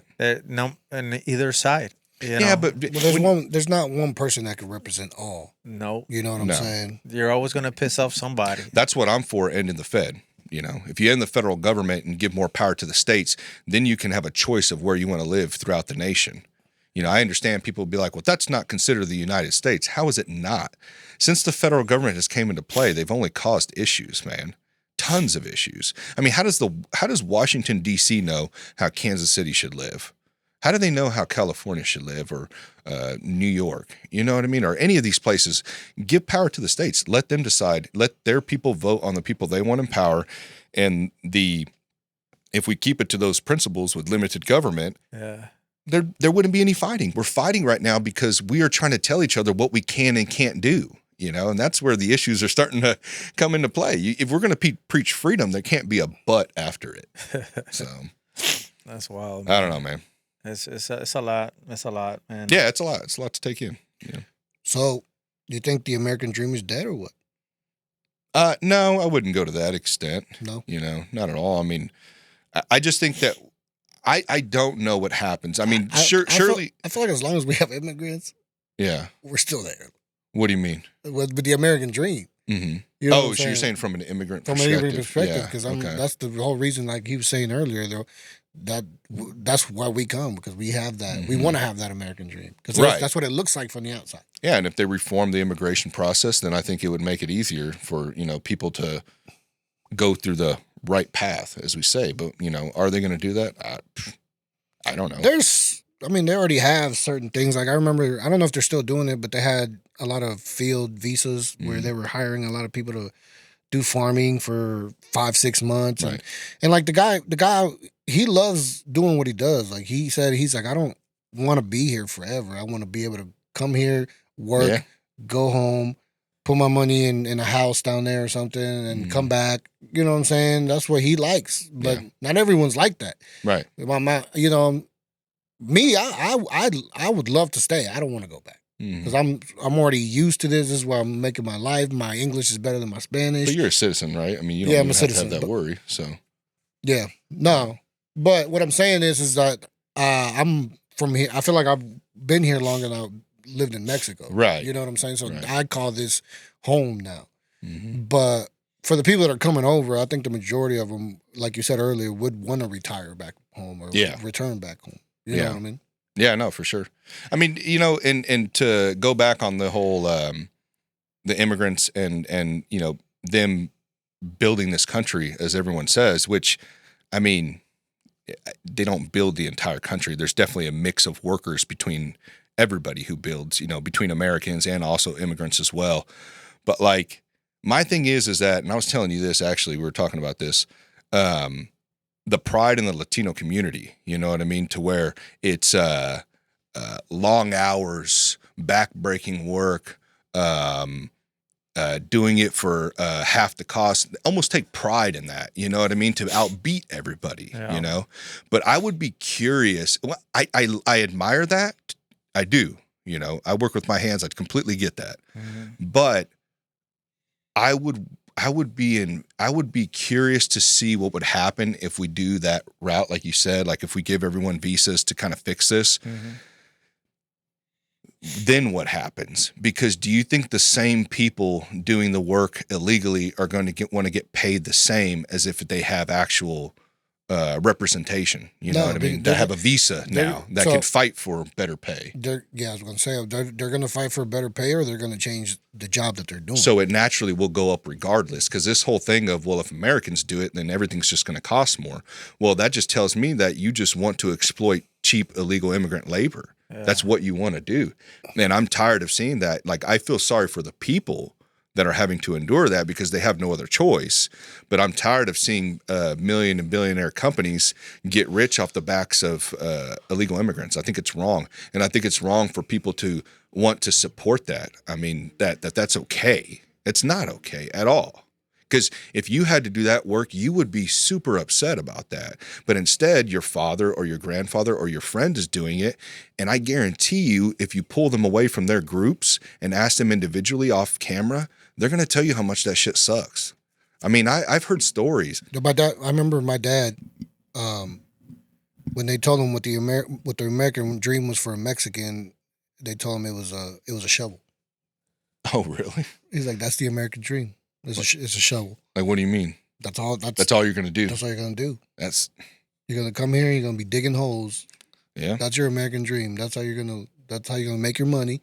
And it's true, man, because like a lot of field people. Well, you know what's sad too in the construction industry? I've seen it's not white people. You know, not only white people doing it to the immigrants as well. It's also their own people who are subjecting them to this. It's also hours, other immigrant people. Like there's some Chinese restaurants that I go well, that's what I said. to, it's their and own people. they got Mexicans working in the kitchen. And treating them like shit makes me want to go in and be like, bro, buffets. How you gonna be an immigrant treating another immigrant like shit? Chill. But it's crazy though. It's the dollar, bro. It's money. Money is corrupt. That's what corrupts people, man. Hey, bro. But every time they talk about immigration, why is it that it's always with the Latino community? Because Mexico we're the face of it, bro. Mexico. Well, you got to understand, south of the border, it's all Latino population. You know what I mean? So Central America, but no one comes through Canada.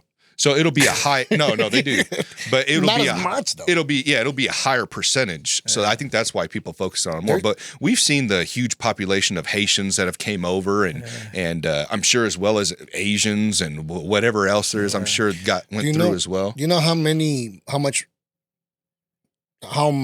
immigrants come through Canada versus the south border? I'm pretty sure the south border is completely. I don't know. Way more. I don't know. I know there's. I think it'd be very difficult finance-wise to take a boat all the way up to Canada to go cross through the. Well, I'm talking about other people, not. You're talking Americans. about Canadians. I'm talking about not Canadians, but other people that are coming from overseas. Like, what's the difference? Yeah, some people fly in and then cross. Yeah, you know, one-way ticket. Yeah, I don't know. I mean, to me, you got to lock down both. We can't just talk about the southern border. You got to talk about both, the top two. So. Yeah, you know, we've got to figure it out, man, because we can't keep going down this route. You know, it's not. I don't think it can work, but that's just me. But you know, I don't also have faith that our own elected leaders are going to make the right decision on that. I think they're just going to do what they always do, the same tactics that they've always done is just force. We want to force shit. That's all they do, left and right. They just want to force it on people. If you want to be the leading country, if you're going to be a country and you're striving to be the best, you're going to always have that issue with immigration. Not if you lock down your borders. No, I'm saying, but like you said, process. It's always going to take that force of locking down the border. It's always going to immigrate. People are always going to want to come to the best place, to where they feel like they could build, their best version of their life. Right. So, I mean, it's something that we just have to understand and get used to. Now, right. That's not saying that we need to get used to the influx of people coming in. Right. But as far as that issue is always going to be there. But America also has to be selective as well. They can't just allow everybody, just like any other country. No, and I don't think they're not. Yeah. I don't think they're allowing anybody, bro. It's just there's a lot of holes. Well, they kind of are, and they're not protecting their borders. There's a lot of holes. They are. Now they are. They are, bro. It's not that easy to go to cross over to Juarez into America. Like there's border patrol everywhere. Yeah. You know what I'm saying? I mean, it just depends on what time period. I mean, I have a lot of friends who have done it. I've heard their But it takes a stories. lot of agents to cover that whole place. No, for sure. You know what I mean? Sure, yeah. Yeah, but I mean, think of how much money we dump into our military. This is the problem, man. Our military is all over the world, okay? And I know people want to call me an isolationist, whatever, but I'm for bringing our military back home, you know what I mean? And using the military to protect our nation instead of us always trying to intervene in everything else in the entire world. And I get it. It's not as black and white as we say. You know, I get there's other countries trying to make moves and you know, we got to be able to surveil them and all this stuff and have relations, but I don't think you have to do that with 200 bases across the world. You know what I mean? I think we can bring our troops home. I think it just kind of the United States was sort of positioned as like the military police post World War II, right? Where it was just like they were supposed to, you know, be the patrolling, you know, nation and you know, positioned in certain areas mostly for the spread of democracy versus communism and everything else. And but we've seen that in the Middle East. How's that working out? And you know, we've just torn apart nations there. You know? So.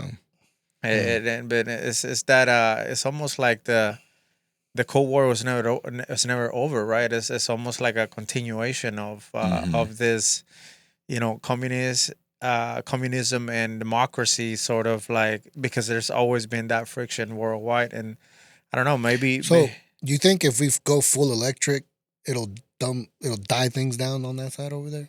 Full electric? Yeah.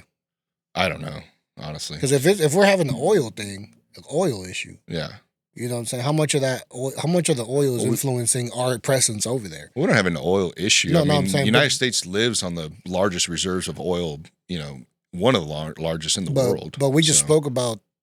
We just want to take it from others. That's our fucking problem. That's our problem. You know what I'm saying? That's just the truth. We don't want to go pump oil out of our own land. Which because there's environmentalists that you know, and there's more regulation here. You know, and they're thinking of.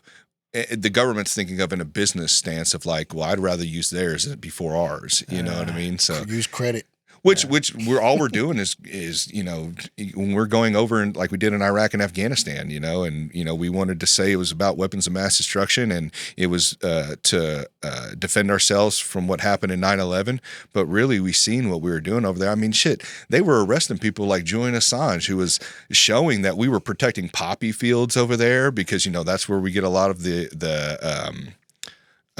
poppy for our pharmaceutical companies and stuff like that. You know, the oil was a big thing as well. Right. And when we were doing regime changes over there, a lot of it was to be in our favor, not to make sure we put our people in. Well, not technically our people, the people we choose over what's right for that nation. So I mean, it's never for democracy or to help. It's usually for benefits. Some sort of hidden interest, some sort of kickback.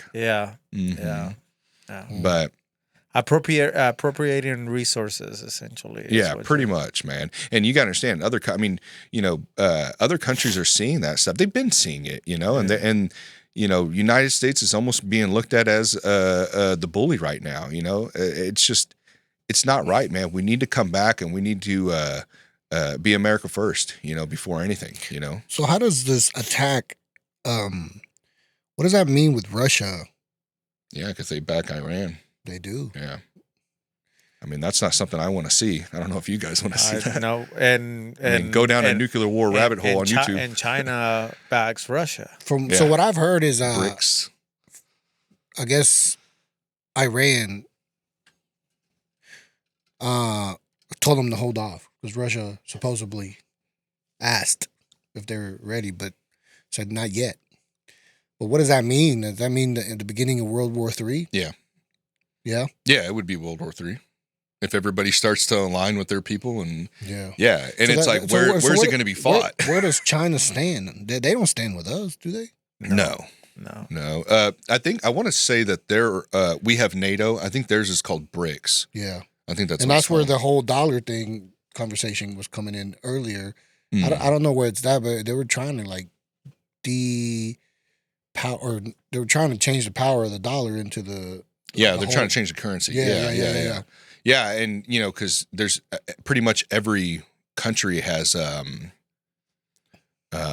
goes off the U.S. standard or the dollar. You know what I mean? But there's some countries that because the oil is what backs up the dollar, right? It was before it was the gold. Well, no, now it's fiat currency, so there is no backing of the dollar. Yeah, there is none. And I think that was Reagan. What is that?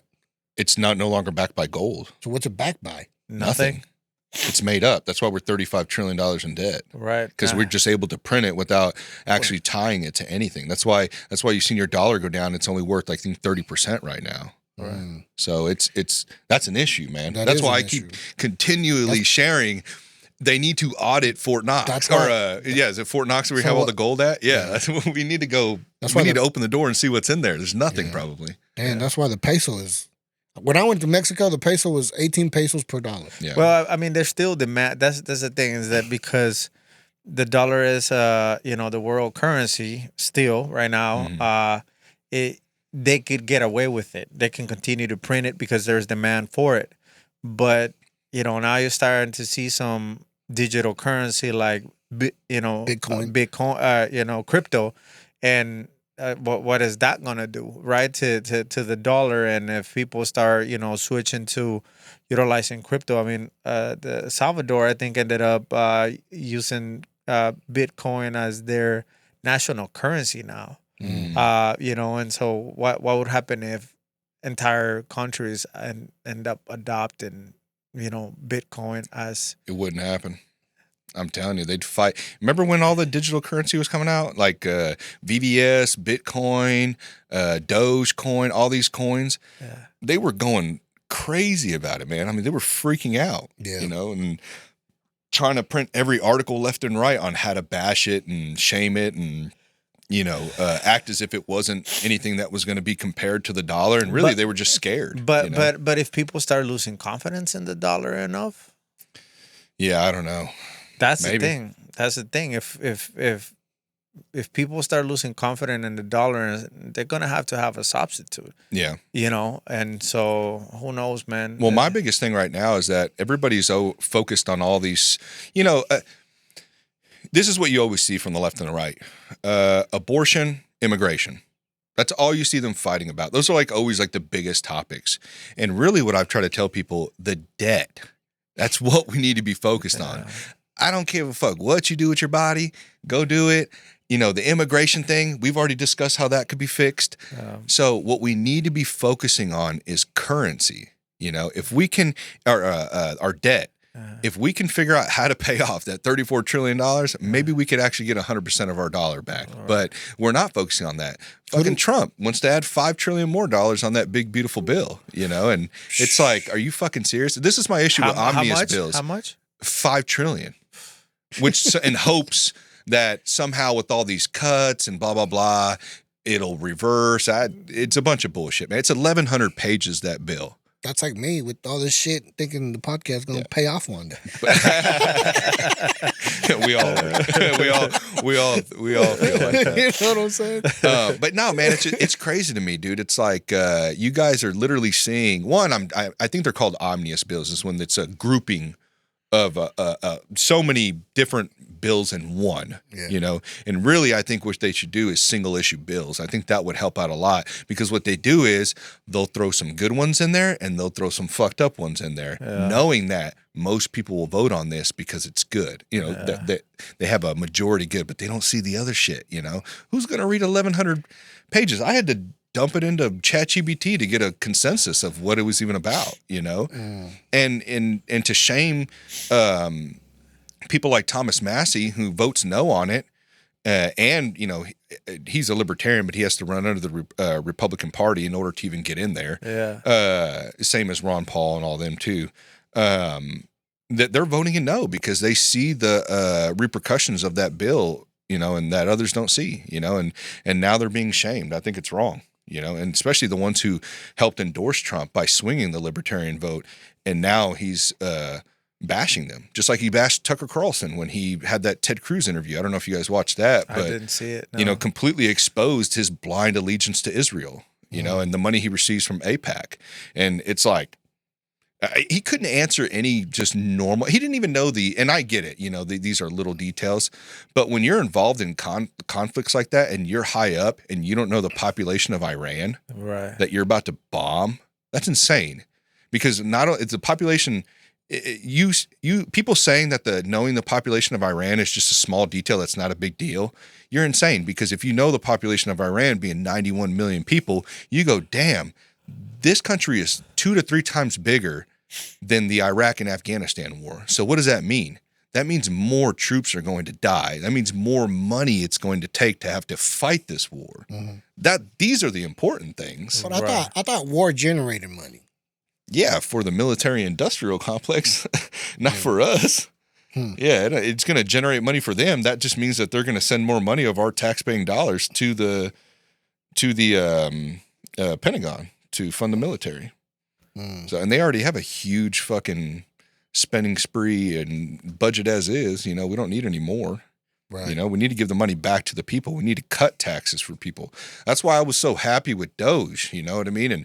And what Elon was trying to do, is that, hey, let's go through these things and let's see where the money is going. Right. And where did it go? It was stopped in its tracks. In its tracks. It made somebody nervous. 4 people just got charged, or 5, for a $550 million, I don't know what you'd call it, fraudulent, deal. I do remember from the USAID. Yeah. So I mean, the people are getting charged now from abusing. Weren't they gonna stop charging income tax? Well, it was something like that. This is what I'm saying. These are all the things that we got duped on. Yeah. Well, the ones who voted. And it's like, I didn't vote, but I was happy for that. Yeah, he was like, we're going to cut income tax. We're going to, and some of these things are in the bill, like the overtime. No, like Trump tax was saying, and all that we stuff. weren't going to pay income tax at all, or some shit like that. Wasn't that what? Yeah, when he said that, I about fainted, and I was like, yes, thank you. What happened? We're 200 days in, or how many days in? I was looking at my check like, damn, bro. Kash Patel also said that he was going to turn the FBI building into a museum, and that didn't happen. Then you find he's on a video or an interview, and they're asking him about Jeffrey Epstein, and he's like, oh yeah, he did kill himself. After going on many podcasts and saying, this isn't right, there's no way he killed himself, this is fishy, blah, blah, blah. Who's this? Kash Patel. He's the director of the FBI. He was the one who ran with Trump as well. Man, you think he killed himself? No, not at all. you think someone killed him? Yeah. And if not, they made him kill himself. They threatened him with something. I don't know what they would threaten him with. You don't think he's hiding somewhere? Oh, yeah, there's always a possibility. I never throw it out the window, but yeah, man, I mean, and supposedly he has connections with the Mossad. A lot of things lead back to Israel, man. And I know right now they're on this train of telling people they're anti-Semitic if you discuss Israel at all. But I think that's bullshit. Anytime you see people trying to silence you, when nothing is being discussed hate-wise or anything and hate can be subjective. Yeah. This is the problem with government. This is why they have to stop doing this. We've seen it during BLM. We've seen it now during the anti-Semitic movement. You can't tell people what they can and can't say. Now, if a guy comes out there and says, I want to hang Israelis, that's him, saying he's going to being violent, and whether or not we act on that, that's even, you know what I mean? Because it's like Iran saying we're going to nuke you, but they haven't, So we have to be careful the lines we draw, because we could get to a point to where we're like Minority Report, that Tom Cruise movie, where they had those, I don't know if they were aliens or what they were, but they would see into the future of 5 years or whatever, and they would see you committing a murder, and they would arrest you before you even committed the murder. That's where it gets weird, So you can't do things like that, like, because you Oblivion? No, that wasn't. No, it was called the Minority the Report. Minority Report. Oh, okay. So we have to be careful that we have to look at these things when they're doing this, when they're labeling things, when they're going after individuals who are just saying, hey, why do we have ties to Israel? What do they do for us? Why do we give them money? And why do we back them blindly? Right. Those are pretty rational questions, I think. Yeah. And then once those are discussed, which people are discussing, I mean, there's Nick Fuentes, like I said, he's one. I'm not saying that you have to align completely with him. I don't think you should align completely with anybody. Nobody's perfect. But if they're discussing something, or we'll use Dave Smith, who's been discussing it, and he's Jewish himself. If these people are discussing something that look odd and hold merit, and then I think they should be debated. And we've tried to see that. Dave Smith went on Rogan to debate Douglas Murray, who's a neocon. And literally, it's funny that he gets upset about that word because he has a book literally called something neocon. I can't remember what the book was called. But when you can't debate somebody on that and all you tell them is, oh, you can't discuss this topic because you've never touched the soil or you don't know, you're not an expert. This is where it starts getting into weird grounds because now you're wanting us to solely believe your experts, like COVID experts, believe the experts. And we've seen how that went. So we have to be careful of that. And we have to be able to have these open discussions because if we don't and we just silence people, that's when conspiracies get started.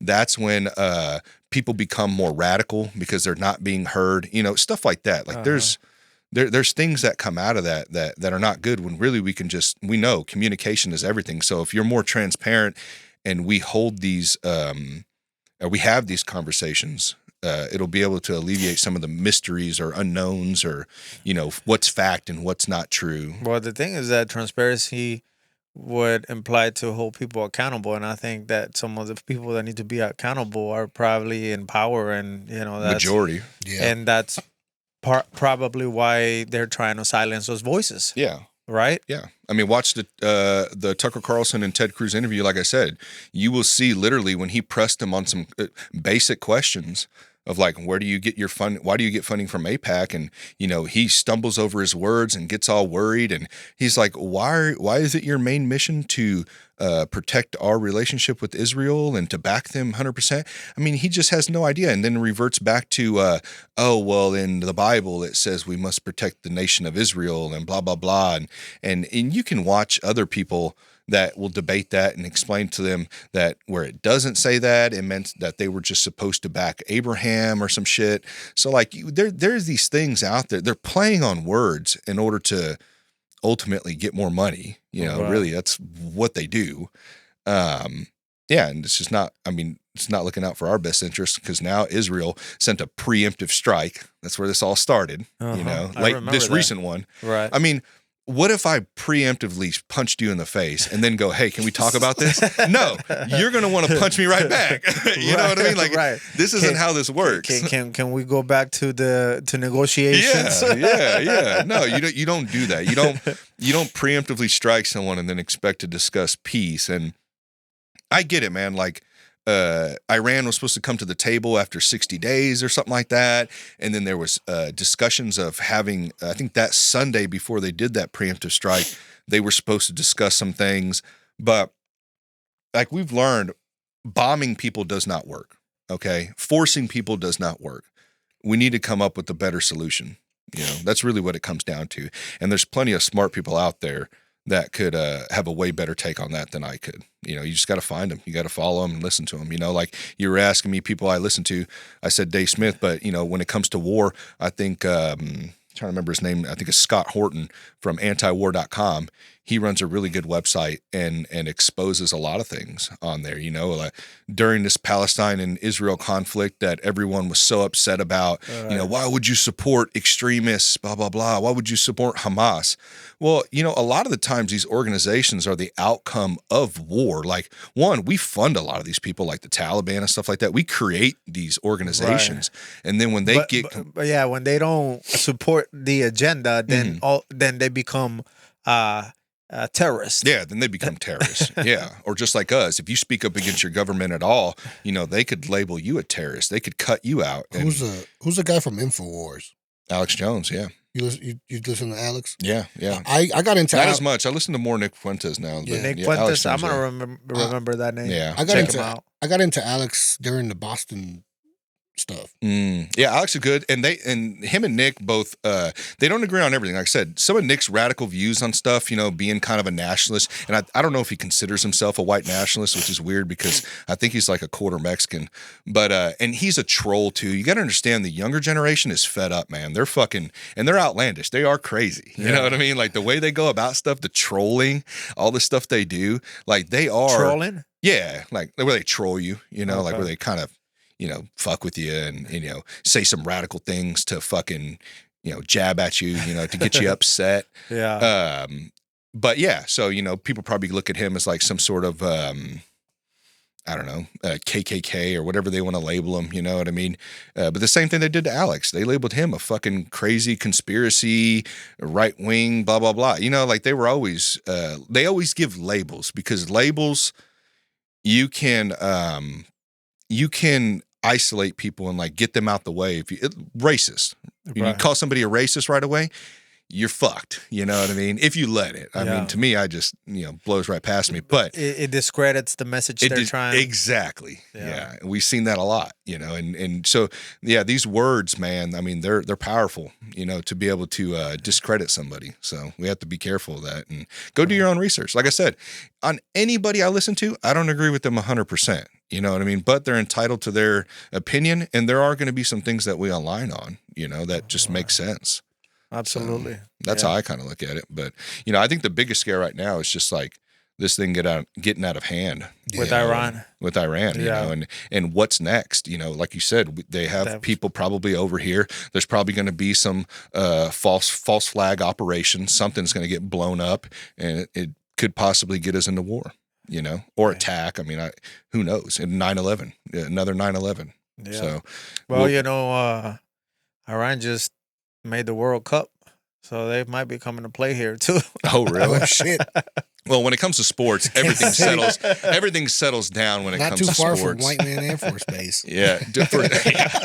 For some reason, bro, it's like when it comes to sports, even in Kansas City, I mean, look at the deal with the Chiefs right now and the bullshit that's kind of going on behind that. You know what I mean? Like it's what's going on? With the whole renovations thing, getting passed to the house, the stadium and all that. Yeah, they ended up getting like over $1 billion or some shit of like, or no, what was it? They got like 50% tax credits or something like that to keep them here. But it's the whole argument of should billionaires pay for their own stadiums? Yeah. That's what everyone's argument was. That was my argument. If you're going to give billionaires tax credits, then you need to give me some tax credits because I don't get shit. All right. Yeah. But and when it comes to sports, they're like the new modern day coliseums. It's like, hey, we can't mess with the entertainment because this is how we keep people distracted. Right. I mean, more people know the stats on grown men that play football than they do about their politics. You know what I mean? And that ain't no kidding, bro. Yeah, and I get it, man, because politics is boring. It's not sexy. It's not fun. I get that. But it will play a factor in your life at some point or your kid's life. That's what I worry about the most is my kid's life. Do you feel like you can make a difference, though?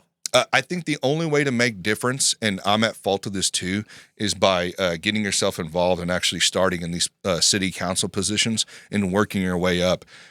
I get it. It sucks. And especially right now, dude, like I'm having a hard time living. I'm sure a lot of other people are having that same issue. Everything's going up and it costs more, which is making you to where you have to work more, which sometimes I think is intentional because then only certain figures can actually run for these positions, and they pay horrible.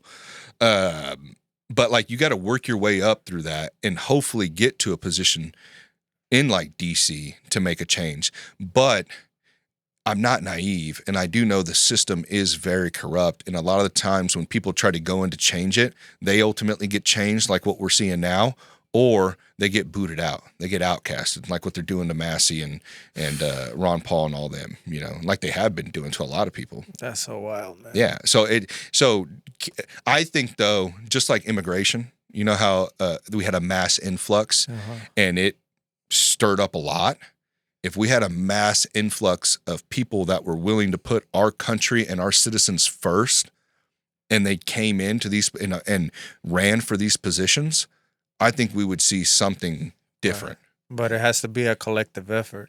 Yeah. It can't be just one here and there. It has to be. If we're going to stay in the this style of government, this big government style that everyone tends to like for some reason, left and right. Now, if we were to go to more of a libertarian route, and creating limited government, I think that's the ultimate solution. What does that mean? Like, explain what that would. Limited government? Yeah, you would. I mean, in my view of it, it would be basically the government's sole job would be to protect its borders, protect its citizens, and protect the rights of the citizens and their property. So that's kind of where, because that covers everything. Like, for instance, people will be like, well, you said big government. Yeah, this is big government, like what you have right now. Like the federal government. Yeah, the federal government. Mine would be more of state to state. Oh, okay. Small, limited government. And even the states would have limited power. You know what I mean? It would stop at those things. If you can stop it at those things, that covers a majority of it. Like, for instance. So who would run the entire country? States would run their own. They would run. It would be the United States, but each state would run their own. Is there another country like that now? Europe. I'm not sure. Europe basically works like that, right? They have different countries. Except they're not states. Right, countries. They're not states, they're countries. Yeah. But no, I think that would be the best way, because then it gets government out of people's lives, and so everyone's able to do their own means and live their own way. And then ultimately, if it's not under one federal government, if Missouri's not working out and it's not aligning with your views, or California, I mean, look at the mass how many people left out of California during COVID? You know what I mean? Mass exile, yeah, and moved to Texas, and I mean, there's a bunch that came to Missouri, yeah. So that shows that, like, if you do it that way, then states have to compete for their people. You know what I mean? Because if they're fucking up, people are going to leave. Yeah. And I know that's easier said than done, because not everyone's going to be able to do that depending on how much money you make. But at least you have the choice. Right now, you have no choice that the federal government runs everything. And the states do have power to an extent, but how long down the line before that becomes non-existent and everything's just ran by the Fed? Right. So, I don't know, man. I don't know. Fellas, I am going to cut the conversation short. As of me, you guys can continue for sure, but I'm on daddy duty this weekend, so I got you. I had 2 hours flat. No, you're good. No, you're good, buddy. Gabriel, man, it's been a pleasure here talking to you, man. I'm sure there's more to discuss, and I hope we get an opportunity to do it again. Thanks for having me as always, Rick, and thanks for coming through, brother. I appreciate you, man. Yeah. I appreciate it too. You're very knowledgeable, and I feel like I got a lot today in terms of politics, because I really don't dabble in it as much as I should, but I think you gave me something to think about, and definitely some people to follow. So I appreciate that. No, I appreciate it, man, and I appreciate you guys having me on as well. But I wouldn't say I'm knowledgeable, because I'm fully know that, like, I could be completely wrong on some things. Yeah. I would just say take some of the things I say away. Go and research these things yourself. And, I always do, yeah, and just be careful of who you entrust in. I mean, that's really it, man. And don't blindly follow people. Right. Like these people I told you that I follow, or these politicians, just don't blindly follow them.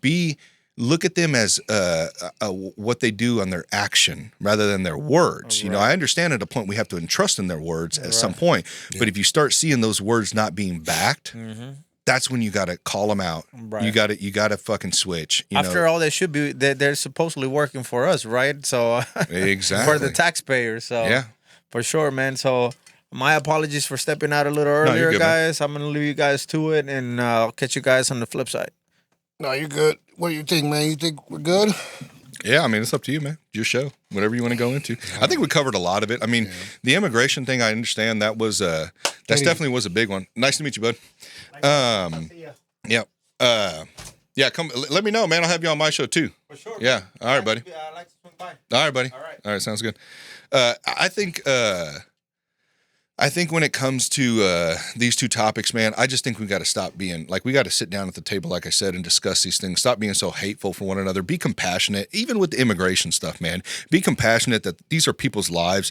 And I understand that no one told them to come over. You know what I mean? They did it on their own terms. Yeah. But the part of it, the thing of it is still a human being's life. And we can figure out a way to go about this a lot better than what we're doing. You know what I mean? Yeah. I think, like I told you, that tier structure of going after, priority number one should be the actual violent criminals. You know what I mean? Going after those first. I understand that's going to be hard to do, but do it the best we can, then work your way down, different tiers being the next ones after that, going through the asylum seekers that came over here, figuring out who out of those people that we need to keep, who needs to go back, how many can we keep, working your way down to the ones that are paying taxes, you know what I mean? Or the ones that are maybe working but not paying taxes or something, and then going down to the next tier of actual tax-paying legal immigrants. And then at the end, trying to go after the rest. And that's a structured tier system, bro. Like you're giving people time in order to get their stuff together. You know what I mean? Because if you get towards the bottom and the people that are contributing to society, it gives them time, it gives them a year or two or whatever to get their stuff in order to be able to go back. And then, once immigration policies are reformed, because that is the goal, be able to go through the route of legalization, through a nation. Now, the problem is that they're not going to want to do that. I don't know why. Well, how long do you think that process would take? I'm sure it'd take years. That's what I'm thinking about too, because I'm like, we only get a president for 4 years.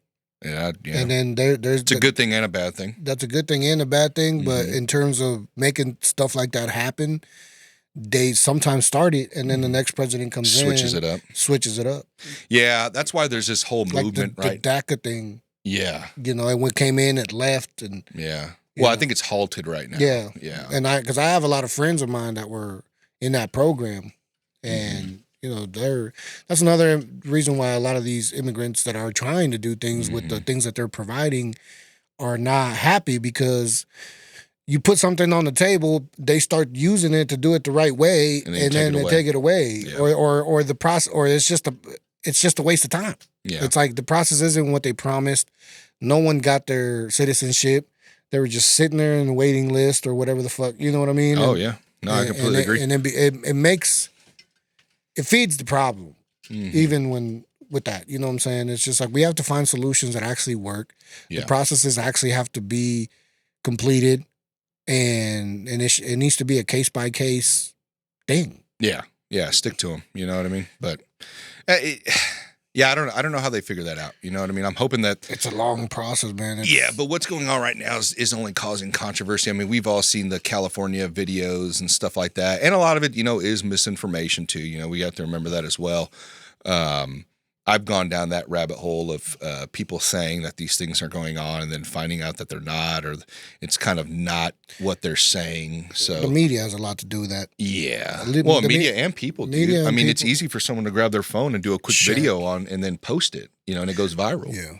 No, what I know that the media pumps things longer than they actually exist. Mm-hmm. For example, I was in Florida during Hurricane Katrina.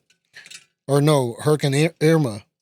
And bro, I was there for 10 days. Out of those 10 days, the media was already pumping this weather, and they were pushing images of hurricanes.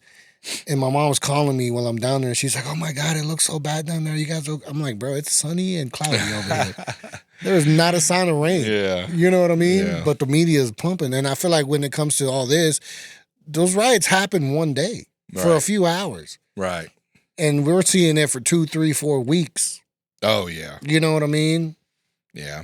It's all scare, scare the it people. Is. It's scare. Get clicks. It's, let's put the worst of the worst up there. You know what I'm saying? Because where's the guy in the field? Where's that guy? You know what I'm saying? Yeah. So, I mean, we also are having this issue of people getting out of hand. I mean, I don't think we've seen anything here in Kansas City happen, but... oh yeah, it happens every weekend. Yeah, when you have people out there. And Vine. Oh yeah. There was just recently. I think I was just telling my girl this Saturday there was a shooting, like a mass. They call it a mass shooting. Oh really? This Friday. Where at? 18th and Vine, or really? 19th or 18th? Is it 18th? Yeah. Who was involved? I don't know. What were the race? What were both sides black? I have no. No. I don't. There was no details. Well, because the problem is, bro, this is what happens. Everyone stays silent when it's black people shooting black people, bro. Like, not everybody. I can't say everybody, but it doesn't gain as mass attention. It's only always when this race baity thing of like a white dude shoots a black guy or a black guy shoots a white guy or whatever it may be. And it's like we just completely ignore some of these things that are like 18th and Vine, but also like if you go like further south in the 30s, that's where a large majority of our shootings come out of, bro, in that area. And we just dismiss it, you know? Yeah. I mean, what's Mayor Lucas been, he likes to claim as if, I think homicide rates are going down or whatever, but I have seen conflicting evidence of that. Well, that's what Charleston, you know what Charleston is? He's a social media guy. Oh, Charleston White? Yeah. Yeah, he's funny. That's I like Charleston White. when he talks about King Von. Yeah. And the way he talks about King Von is like he was pretty much a predator to his own people because he knew that like the chances of police even getting involved in those murders are low because it was black on black crime. Yeah. You know? Yeah, I mean, a lot of rappers take advantage of their people. I mean, think of a lot of the rap Same, and but it's the music that comes out. And honestly, I like the music. I mean, I Same. grew up with the music, but we have to also But be it's- realistic about it. yeah. And it fucks up communities, man. But it's the same with cartel violence. Like when those Oh, yeah, black like folks corridos? went to Mexico Oh, and there was like how many people were there? I think it was like 4. They went. No, I don't know what they were down there for, but they ended up getting killed by the cartel. Mhm. Broad daylight. Made national news. oh, did it? Yeah, Yeah, but Mexicans are dying. but the Mexicans are dying Yeah. every day down there, and then they're in the news. But the numbers that are being showed compared to only the politics that are getting killed.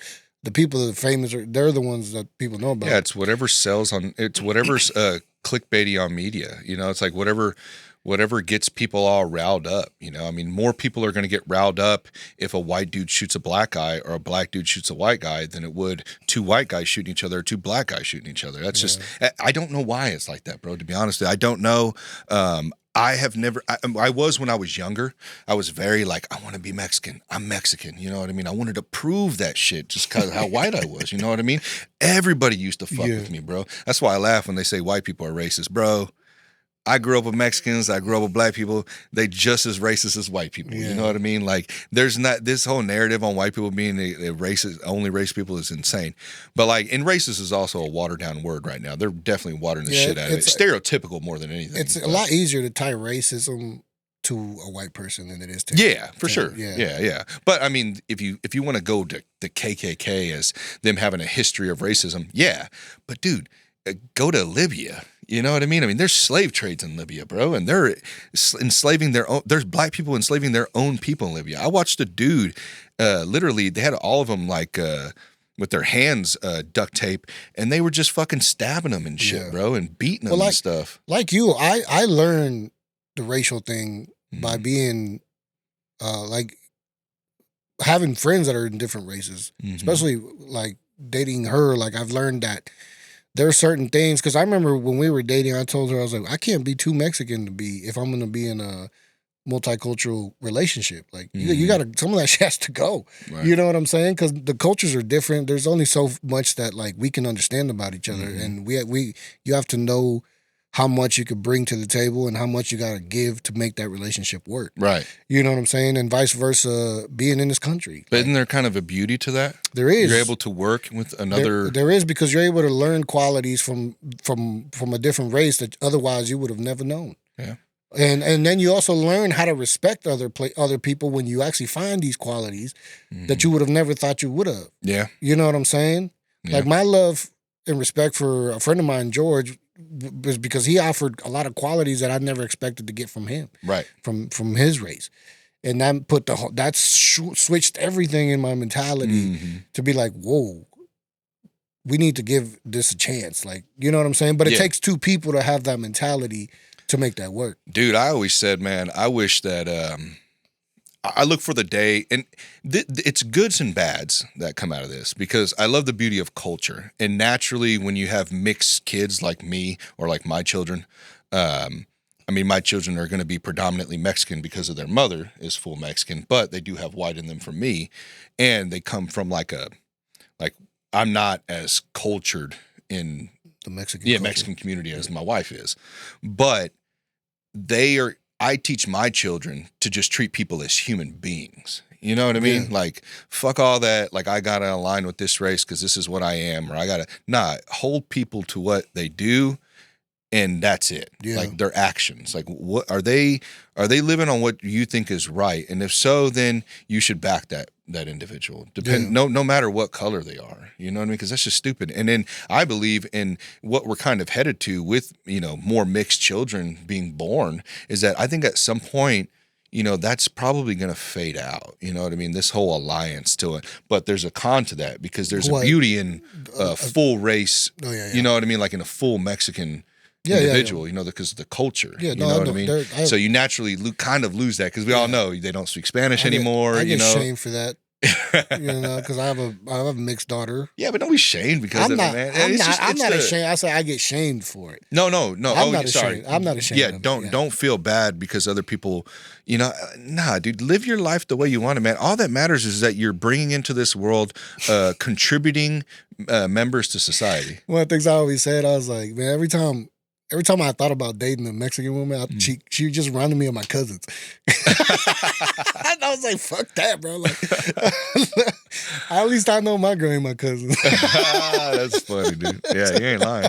You do got to be worried about that. Everyone's related somehow. Man. I feel like in the Mexican side, for real, bro. It was too close to home. It was like, man, that person knows that person knows me. Mm-hmm. It felt like a small world, man. Yeah, and everyone's gonna have their preferences. You know what I mean, too. Like, you shouldn't be obligated to have to date just Mexicans. You know what I mean? If your preference is a black woman, what's wrong with that? You know what I mean? Or a white woman or a fucking Asian woman or whatever it is. Like it doesn't matter. It's whatever. Since I was brought to this country, bro, I don't know if it was because I was brought into this country and I was just curious. I wanted to involve myself more in the American culture. Mm-hmm. And I knew that if I dated Hispanic, it was just going to be what I already know. Mm-hmm. You know what I'm saying? So to me, my interest was always like, what's going on over there? What are they like? And you know what I'm saying? And it was just it was a curiosity thing, but but the more I learned, the more I know that I wouldn't be who I am and express myself the way that I express myself and do the things that I do if I would have never took those chances. I think that's natural. It's just like a white dude showing up to China. The women there are probably going to be naturally curious. You know what I mean? Or a black guy, like some guy but you're a lot more relatable too, though. What? When you're open yourself to that. To what? To just different cultures.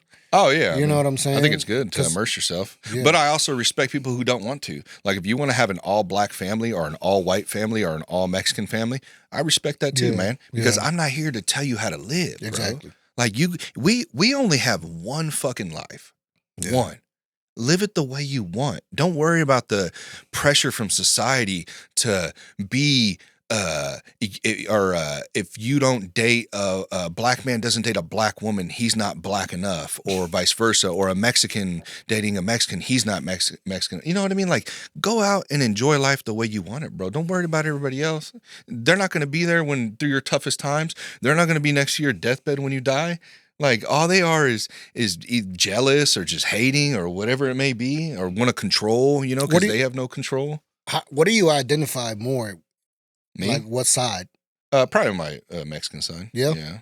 But that's just because I hung around with my whole life, my family. Yeah. My mom's parents died when she was very young. She raised herself, with, her and her sister. And then, so I don't really know her side as much other than her sister and one of her brothers. But, I grew up on my dad's side. That's where all, our family's here. So the rest of her family's in Illinois. But that's kind of what I grew up with. I think one of the things that, man, and it's so hard to process and like try to get people to understand, because I'm sure my mom's gonna watch this episode and she's gonna be like, "What the fuck are you doing, Rick? You know what I'm saying? Why are you?" Because I was more understanding of Trump when he was coming in, and I was having to explain to her kind of like why it was good and why we need some sort of control with the immigration and even a lot of Hispanics, man. We like to be isolated sometimes because there's too much competition when there's too many of us together. You ain't lying. It's probably why they're leaving some of those places. You know what I I'm mean? saying? Because the jobs are oversaturated. Yeah, and but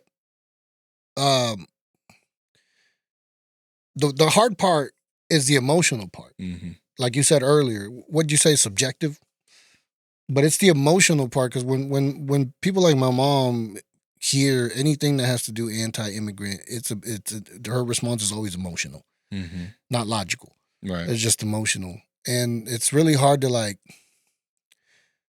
bring it to the table to her and have her understand why it is important because she and even I do sometimes. I'm like, I feel like I'm turning my back on.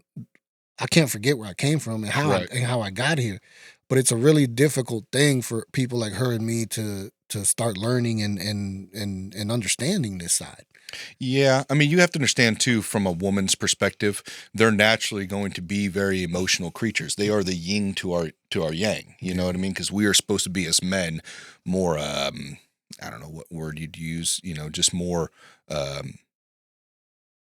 different, I guess, in a sense. You know what I mean? We're more driven to work and do all these things and be more of the disciplinary parent and all this stuff. You know, more of the. I don't know why I'm going blank right now with my words. I don't know, you know what I mean? Yin and yang. You know, there's a reason to a male and female relationship, the dynamic. You know, it really is important. So like you have to understand her side. Her side is to be nurturing, to give emotion, you know. So sometimes when topics are brought up, and this isn't every woman, but these are, you know, you could say a certain percentage.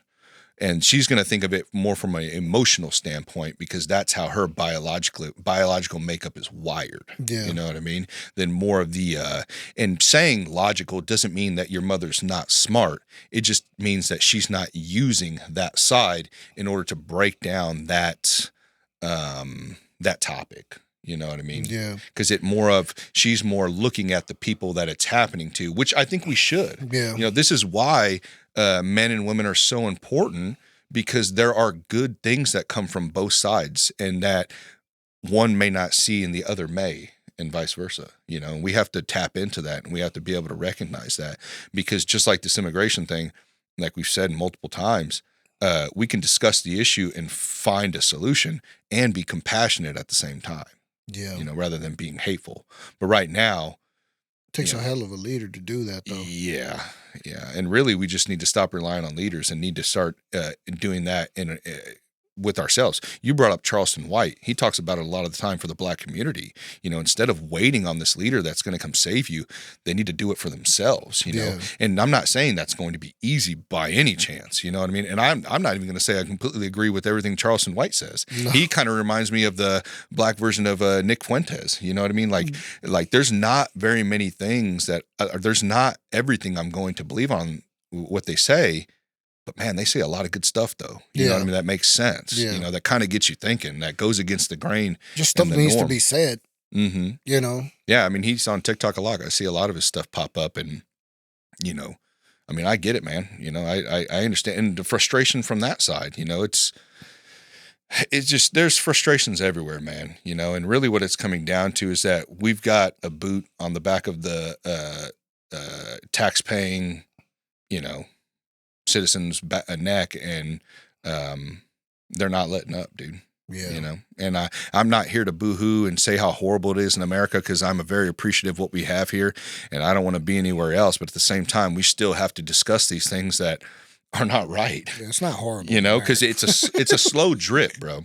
You know what I'm saying, though? It's a slow drip, and at some point, we will find ourselves in a country that we talk shit about and say, oh, damn, it ain't working out over there. Well, we're not invincible. Yeah. You know, I mean, every empire falls. Right. You know, I mean, it's just a matter of time if we don't get our shit together. And if you want to know why Rome fell, it's, you know, from what I've read, it's because they were in conflicts of too many things around the world. They weren't paying attention to what their people wanted, and they were spending more than what they had. And ultimately, you're going to collapse at some point, man. You know, if everything you're worried about is over there and it's not here, I mean, you're not taking care of and we're seeing that right now with all the fighting.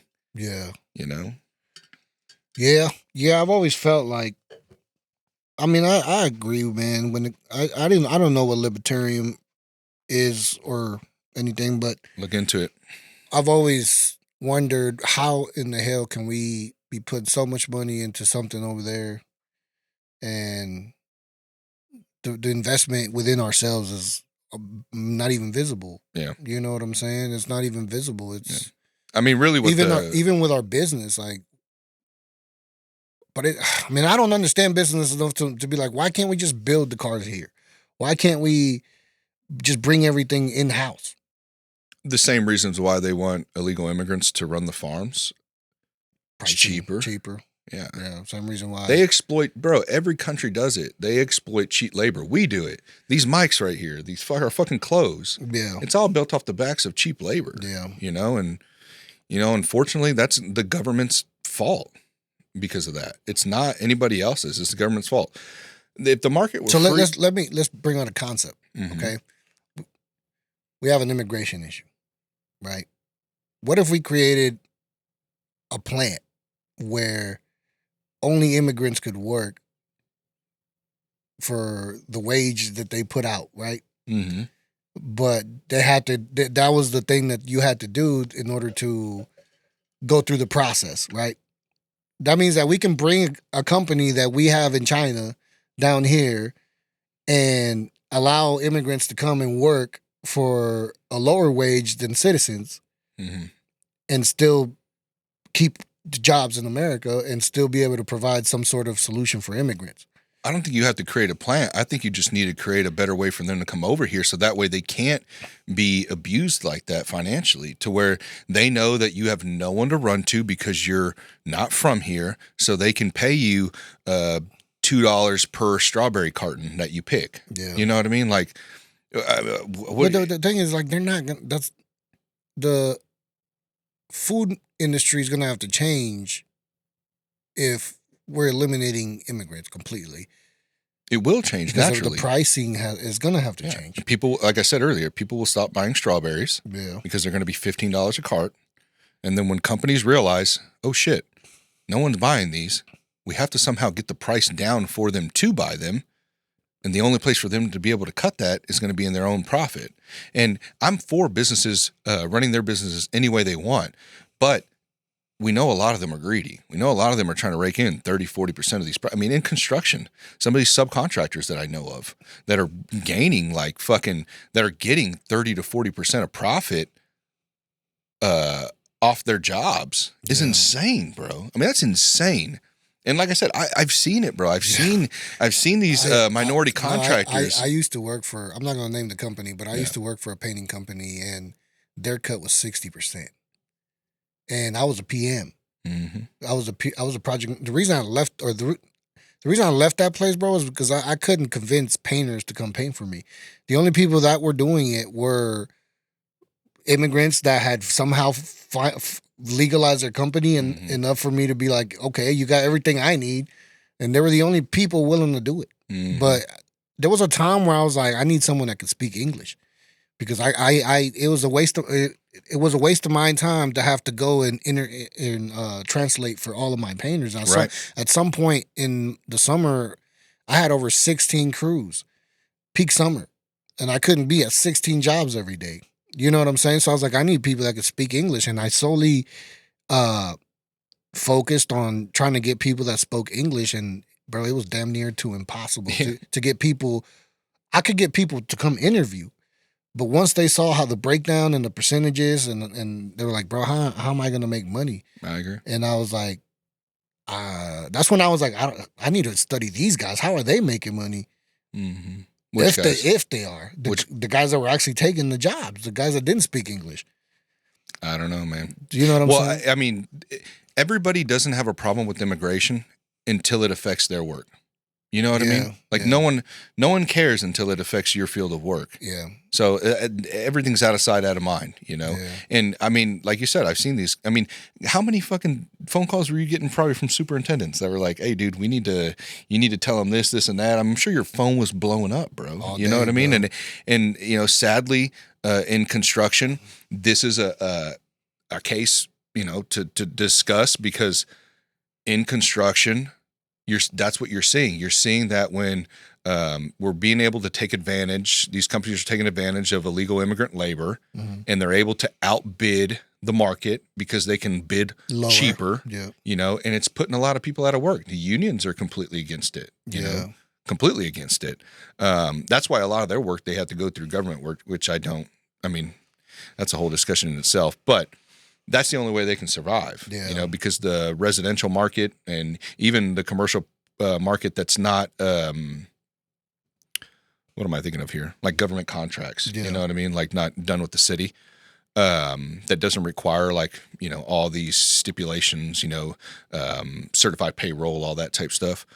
You know, you can't compete in those markets, man, because, you know, Pedro can roll up in his van, you know, with 14 of his guys and do it for half the price. And I guarantee you, he's still making 30% after he pays his workers. You know what I mean? So like, how are we supposed to be able to compete? And how's anybody with that's an American citizen supposed to compete with that? You know, it's not right. You can't do that, man. You can't do that to people. I think that's wrong. I'm not saying control prices or anything like that, but you can. But that goes to show you that if people are willing to come down here and make those small percentages, it means that's how bad it is back then or back there. Because to them, it's still worth it. Right. It's still, they might be making $6-7 an hour here after all those cuts. So why isn't that discussion being had with even amongst the people protesting? Why aren't they upset with Mexico for not taking care of their people? You know what I mean? And I'm not saying taking care of giving them things. I'm saying give them opportunity, figure out what is the problem of why. I mean, if I was a leader of a country, I would be wanting to know why people are leaving. There's the president that's in charge right now. She's doing a really good job. She's actually making a positive change over there. But like, we only have a president for 6 years. I heard she's not too far away from the last president that Mexico had. I mean, you got both sides. I heard she's just as corrupt. That's what I heard. You got both sides. She's built a lot of things that are beneficial to the city. But like you said, you got, like Trump, some people fuck with him, some people don't. You know what I'm saying? And same with her, but most people who don't, and I'm not saying like most educated people on it, like, and that's who I would prefer to talk to, not the ones that just like, yeah, fuck Trump. And they have no idea why they're even saying it other than some CNN fucking, you know, talking point that they had. I like to talk with them, dude. Like more of people who are like, I could have a good conversation with on why he is not doing what he's doing.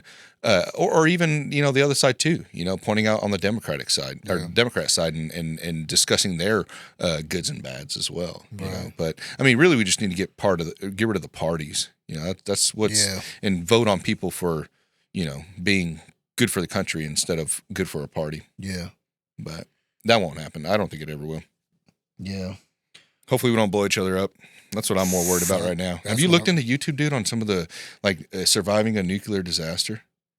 Yeah, I used to watch the people that build bunkers. I used to watch those, but I mean, do you want to live after a fucking nuclear No, I hope it blast? fucking lands on me. Exactly. I hope the bomb lands on me, bro. I wouldn't want to. The only thing that sucks, bro, is I have kids, man, and my kids mean the fucking world to me, dude. This is why I think I've started to get so involved, you know. I've always kept eyes, you know, to an extent, but now I'm starting to get more involved, especially with the podcast, because surely there's people that are going to come out and, you know, debate me on things and stuff like that, which I'm not like. I don't consider myself even qualified to debate. Yeah. All I do is I'm a normal dude. I speak my piece on what I've heard. Go look it up. Throw whatever your questions in the comment section. You know what I mean? Like, you know, if you don't like what I'm saying, then fucking turn me off. You know what I mean? I don't know what to tell you, but I try to be centered on everything. Right. You know what I mean? Does this make sense? You know, what is this? And, you know, nuclear, no, I mean, right now it doesn't make sense what we're doing to me at all. So I'm just more scared of the outcome, man. I think the next thing that's going to happen is going to be some sort of false flag operation. That's what I think is going to happen. I think something's going to blow up here somewhere. I hope to God not, but I mean, what else is next? You know, we've seen this play. Yeah. You know, I mean, this isn't conflicts in the Middle East. This isn't new. You know, we've been seeing this for a very long time. And fuck no, dude, I don't want to live in after a nuclear fallout, dude. Oh man. I mean, I couldn't imagine life. You know, nobody's prepared for that, dude. No one. You can't. I think you eventually die. Probably. You can tape up your windows. You can do all this shit and have all your respirators and all that stuff. But for how long? And do you want to live like that? No, I wouldn't. I'm like you. I'd rather just land on me. You ever watched The Road? It's a movie. No. It's about a father and a son. It's like post-apocalyptic. So they don't say what happens, but there's like ash and stuff like falling down from the sky, and it looks like either some sort of nuclear winter or something like that, or a volcano, because that's always real. We forget about natural disasters. Yeah. A huge volcano erupting would be insane. Yeah. Which will cloud out the sky, and nothing will be able to grow, and then. Well, this movie really hits on like what it would look like, and really it's not the disaster, it's the people afterwards, I mean, cannibalism, because there's nothing growing, no animals, people are eating each other. It's fucking wild, dude. Like there's a scene in the movie where they go into a basement and there's like people with like missing limbs and stuff, and they're just like trapped in a basement, and they're all like, what the fuck's going on? But they were eating them. They were eating their body and parts? there's no way to preserve it. Oh shit! So they don't want to keep alive. Yeah, so they got to cut one limb off, eat it, and then cut another. That's the shit that scares me, bro. And not only that, dude, this is what really hit me, bro. Like there was a moment in the movie, he has this revolver with one bullet in it. That's all he has left. Yeah. And instead of using it on himself, of course, he wants to use it on his son, because if he shoots himself, his son's going to be the one in one of those basements, So like. He's got his son, and he's got the gun to his head, dude. He's covering his eyes, so the son don't know. But like he's about to get like run up on by a bunch of people that want to kill him and eat him. And just thinking of that, bro, being put in that position. Right. I mean, you have to shoot your son in order so he doesn't suffer. Yeah. You know what I mean? Like, could you imagine being like, dude, there's people right now, bro, that are in that position, like we talked about with Palestine. Yeah. No matter they want to say, oh, we warned them, blah, blah, blah. They're hiding Hamas is hiding behind their civilians. You're bombing entire apartment complexes. Yeah. I always give this analogy. I think you would use the term. If there was a school here, okay, and let's just say a terrorist organization took over that school, and there's like 100 kids or 400 kids, whatever it may be, and teachers. Are we just going to go warn them, and then bomb the entire school? Yeah. No, we're not going to do that. So why is Israel doing that to Palestine? It doesn't make any sense. No matter if there's a terrorist organization or not, you don't kill innocent people, because then you ultimately create more terrorists. Right. Like if you've seen your kids and your spouse get killed, what's it going to make you want to do? Yeah, it's like the gang violence. You shoot somebody's homeboy, and then he wants to go fucking get revenge. Yeah, you know what I mean? Or you shoot his brother, or you shoot whatever. Like that's one of the things. It never stops. Yeah, that's one of the things we were talking about on one of the episodes we did, is how Bloods and Crips are starting to unite and stuff like that, and how this. Like we're the OGs now, right? We're the old guys, and we like, especially with the Kansas City culture and the music and all that. Like we need to come together, so we need to change the culture. Mm-hmm. That means that the old guys that are doing the podcasts or doing the shows, that we need to leave all that gang stuff on the side. But the problem comes when there's bloodshed. Mm-hmm. Based on sides, and same thing with the countries. But we're stuck in that repetitive cycle, though, man. And using rap culture as an example, and I grew up on this shit, bro. Yeah. But I understand the effects it plays on children, because it did on myself. Movies, music, you want to emulate it, bro. Yeah. And I used to think my parents were stupid when they would tell me that shit.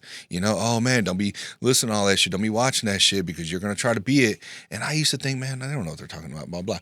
But now looking back as an older man, I was like, oh yeah, I was trying to do that. I was trying to be something that I was not, and it's like you said, it's like the older people, like the OGs will come out and be like, nah, we got to come together and we got to change things. But like, we see that every 20, 30 years. You know what I mean? You'll see Ice Cube come out and want to change things, even though that he had a whole past a music that was, you know, kind of talking about the life, you know what I mean? I'm not trying to use just him because there's many people, but like, and I understand you're describing life of what you're going through. Yeah. But ultimately there's going to be, let's not be blind here. There's going to be kids who take that to heart and want to emulate that and want to be that.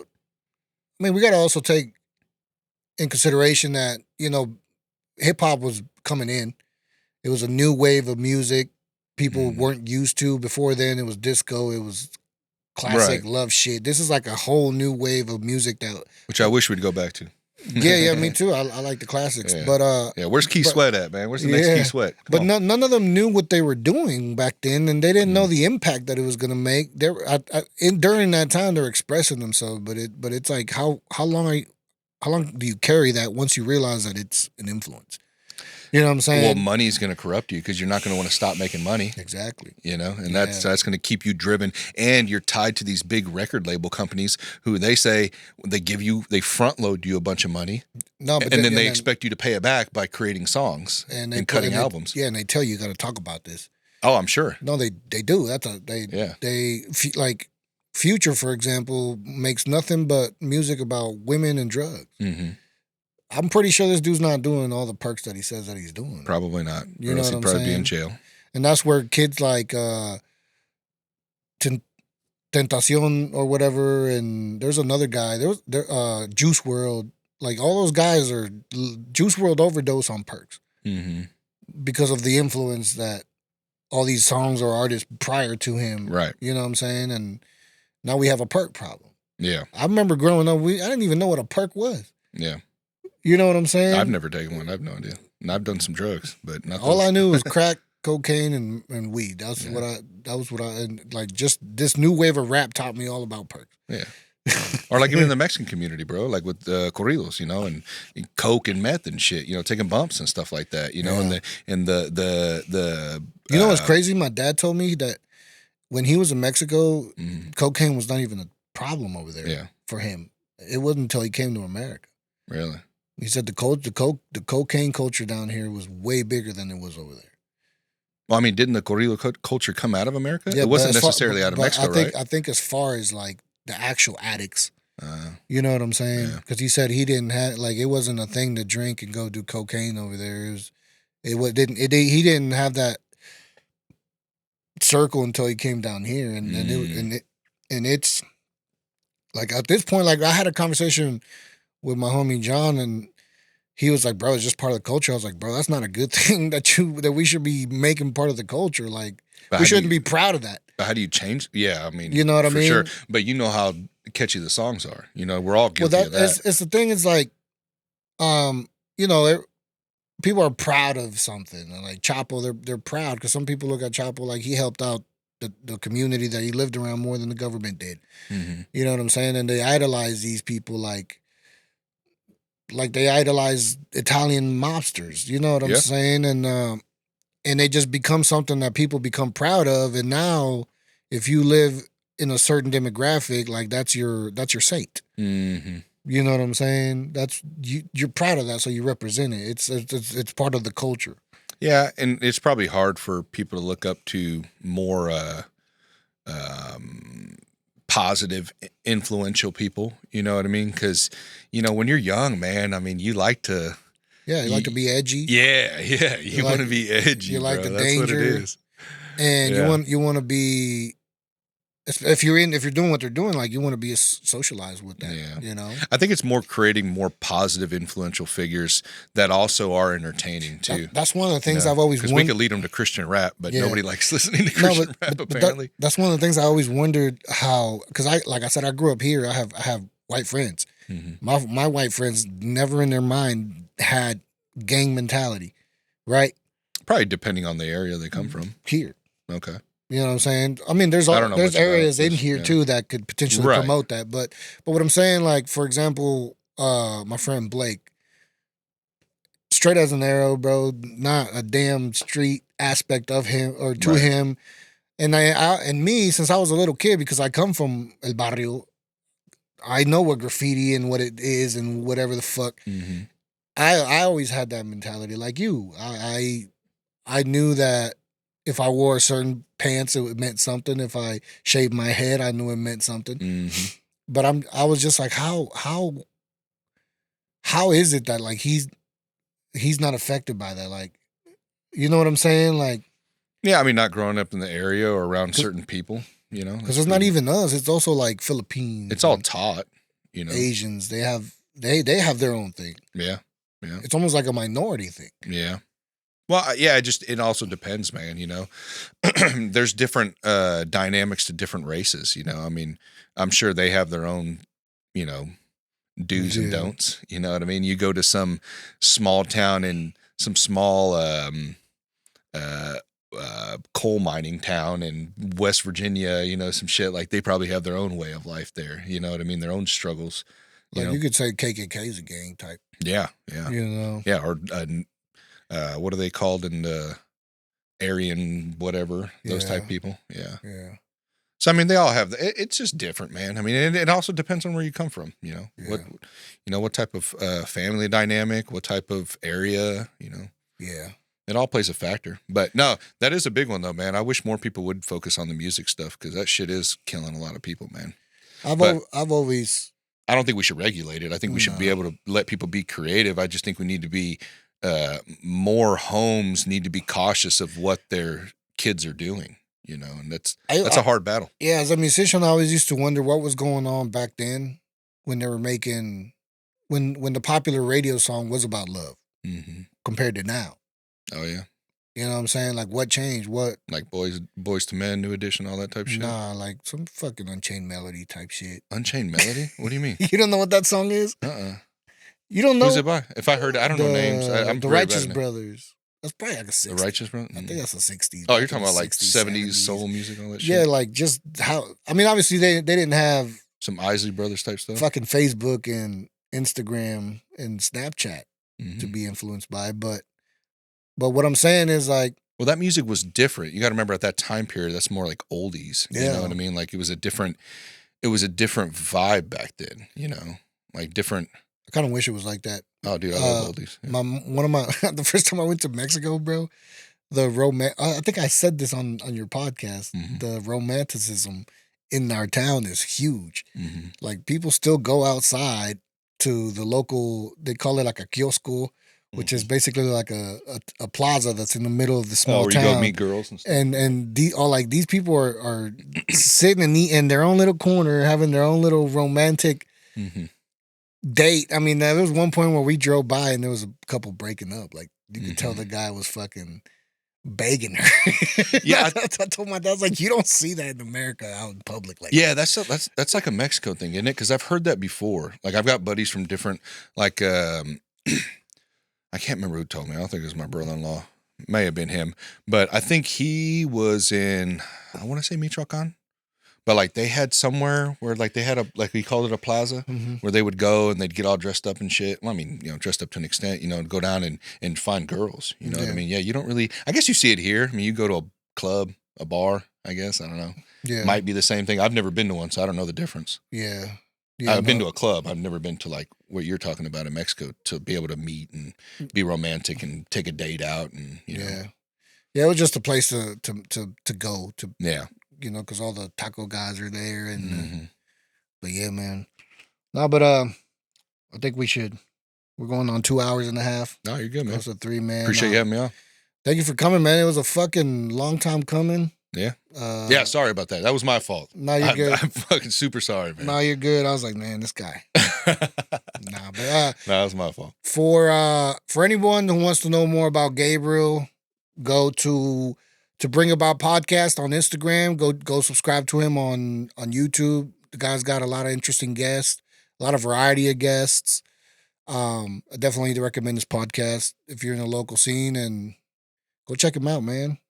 Yeah, I appreciate it, man. And thank you for having me on, man. I've always thought your guys' shit was really cool, dude. I mean, you guys are definitely leading the way on definitely quality, you know, and good conversations. So I appreciate it. Yeah, no, I do appreciate it a lot for you having me on. I feel like work, man, because I know that it's just you and another guy, and you guys put in some work, bro. Yeah, man. Yeah. Thankfully, I mean, thankful for Dom and my brother Julian for helping me out, man. Because Yeah. without them, No, I wouldn't be able to keep up. You know? revived me, bro. Honestly, because when you had me on, I was like almost tapering off. Yeah. I was at a point where I was like, I might just give this up.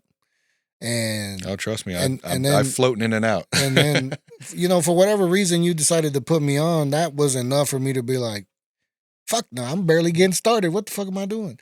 Well, I think it's cool that you guys capture like really cool, chill conversations, just like any conversation that you'd have like chilling in the garage with all your boys, you know what I mean? And you guys are able to document that, have kind of a time capsule to be able to reflect back on it. That's what I always tell everybody, because I've been trying to get I'm with Stupid. I mentioned them on your episode too. They live in your area. There used to be a little rap group, and they were a big influence me musically when I was working in my music. And I was like, man, we just need to. We haven't hung out in years, but I was like, we just need to get it in, so in case one of us dies, we have it. You know what I'm saying? Because it's one of those things that I wish me and George would have had. You know what I'm saying? When he was here, I got him in audio, but I didn't get him in video. Right. That was before everything started. And now I look at it like that, like, man. And even if, like, let's say if one day I'm gone, boom, there's all that for my daughter, for my friends, for everybody. Oh, for sure. You know what I'm saying? And I also believe the like quote unquote normal people.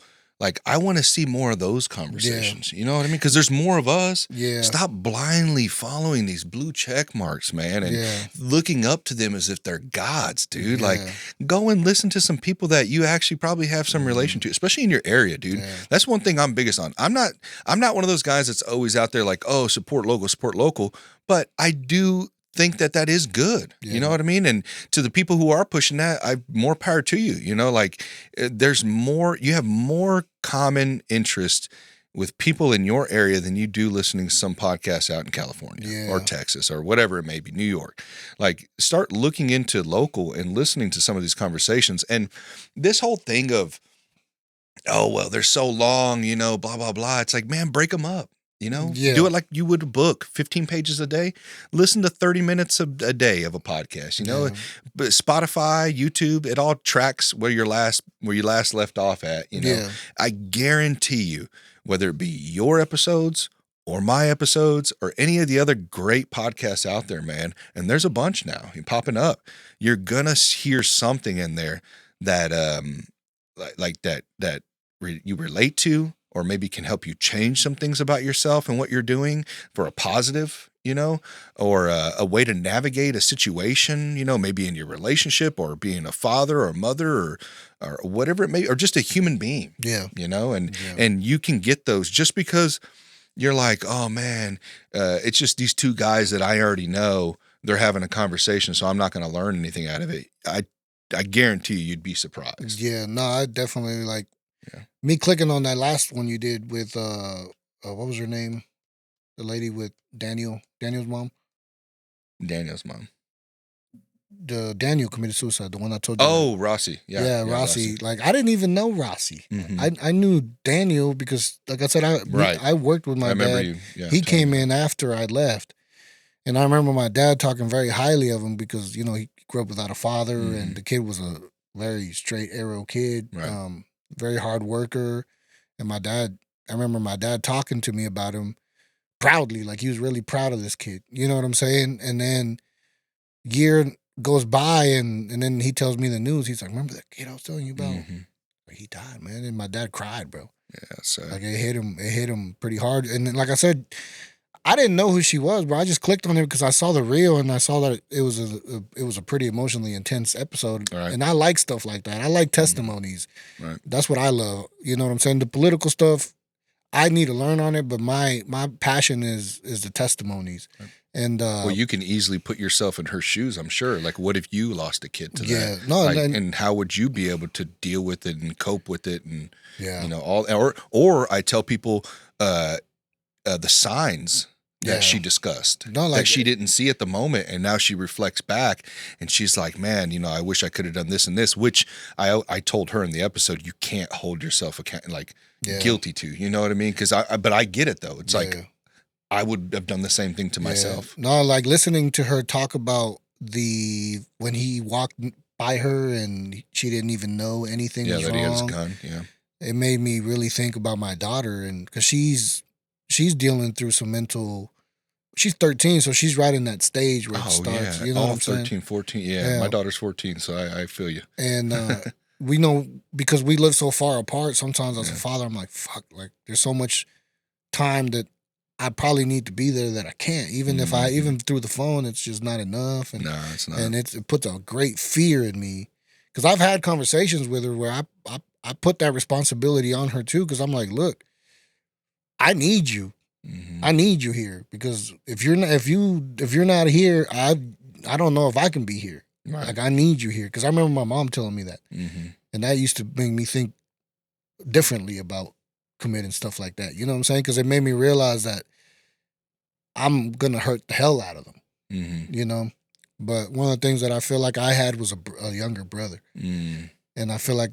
Before my daughter was born, I feel like I used to look at my little brother like if he was my own because he's autistic and I'm gonna have to take care of my brother, and I always looked at that and I was like, man, there's no way I can leave that dude behind, regardless of what I'm going through. You know what I'm saying? And even now, like I'm like, how am I gonna help him when one of our parents dies? You know what I'm saying? Like it's hard to put yourself in the shoes of somebody who's struggling with mental health issues, you know, but at the same time, you know, you have to explain to them. And this is what I always try to do is like, a lot of these people who do decide to go the suicide route, I feel you, man. Shit gets hard. I guarantee you everybody, including myself, has thought at some point of just ending it. You know what I mean? Because it gets hard, you know? And then sometimes too, you know, like I struggle with diving down these rabbit holes so much and really getting depressed about really what is this meaning of life? You know what I mean? But at the same time, thank God I have my daughters because, you know, and, you know, that's my main mission is to make sure that they live a long, healthy life. Yeah. But like I would really stress to people who are thinking about it, man, like I get it. I understand. But man, there's so many people out there that wish they had what you have just to be able to breathe correctly or to not be on a deathbed at Children's Mercy or any type of hospital that, you know, if you got cancer and like they wish they had your health. Like think about that, man. Yeah. And I get it, man. And I can't, I'm not going to act as if it's easy or anything like that, but I just tell people to really think about that, you know, and about maybe what you think is bad isn't as bad. You know what I mean? Turn on a YouTube video of what some people are going through in some third world country. You know what I mean? And really see like, am I overthinking right now? You know, on my decision? You know, is it as bad or are there some things that I'm not doing to take care of myself that's making me think negatively like this? No, it's a mixture of things. Obviously, it's taking care of yourself, finding some sort of exercise, get those things flowing, but also learning how to have faith. Yeah. Because a lot of that work, that exercising, it's what you do in the middle of experiencing the breakthrough. And faith is what keeps you knowing that something's going to happen, something good's going to come. Yeah. You know what I mean? Because my biggest breakthrough was when I finally had that realization and I was like, wow, I made it through that. I don't know how I did that, but I did it.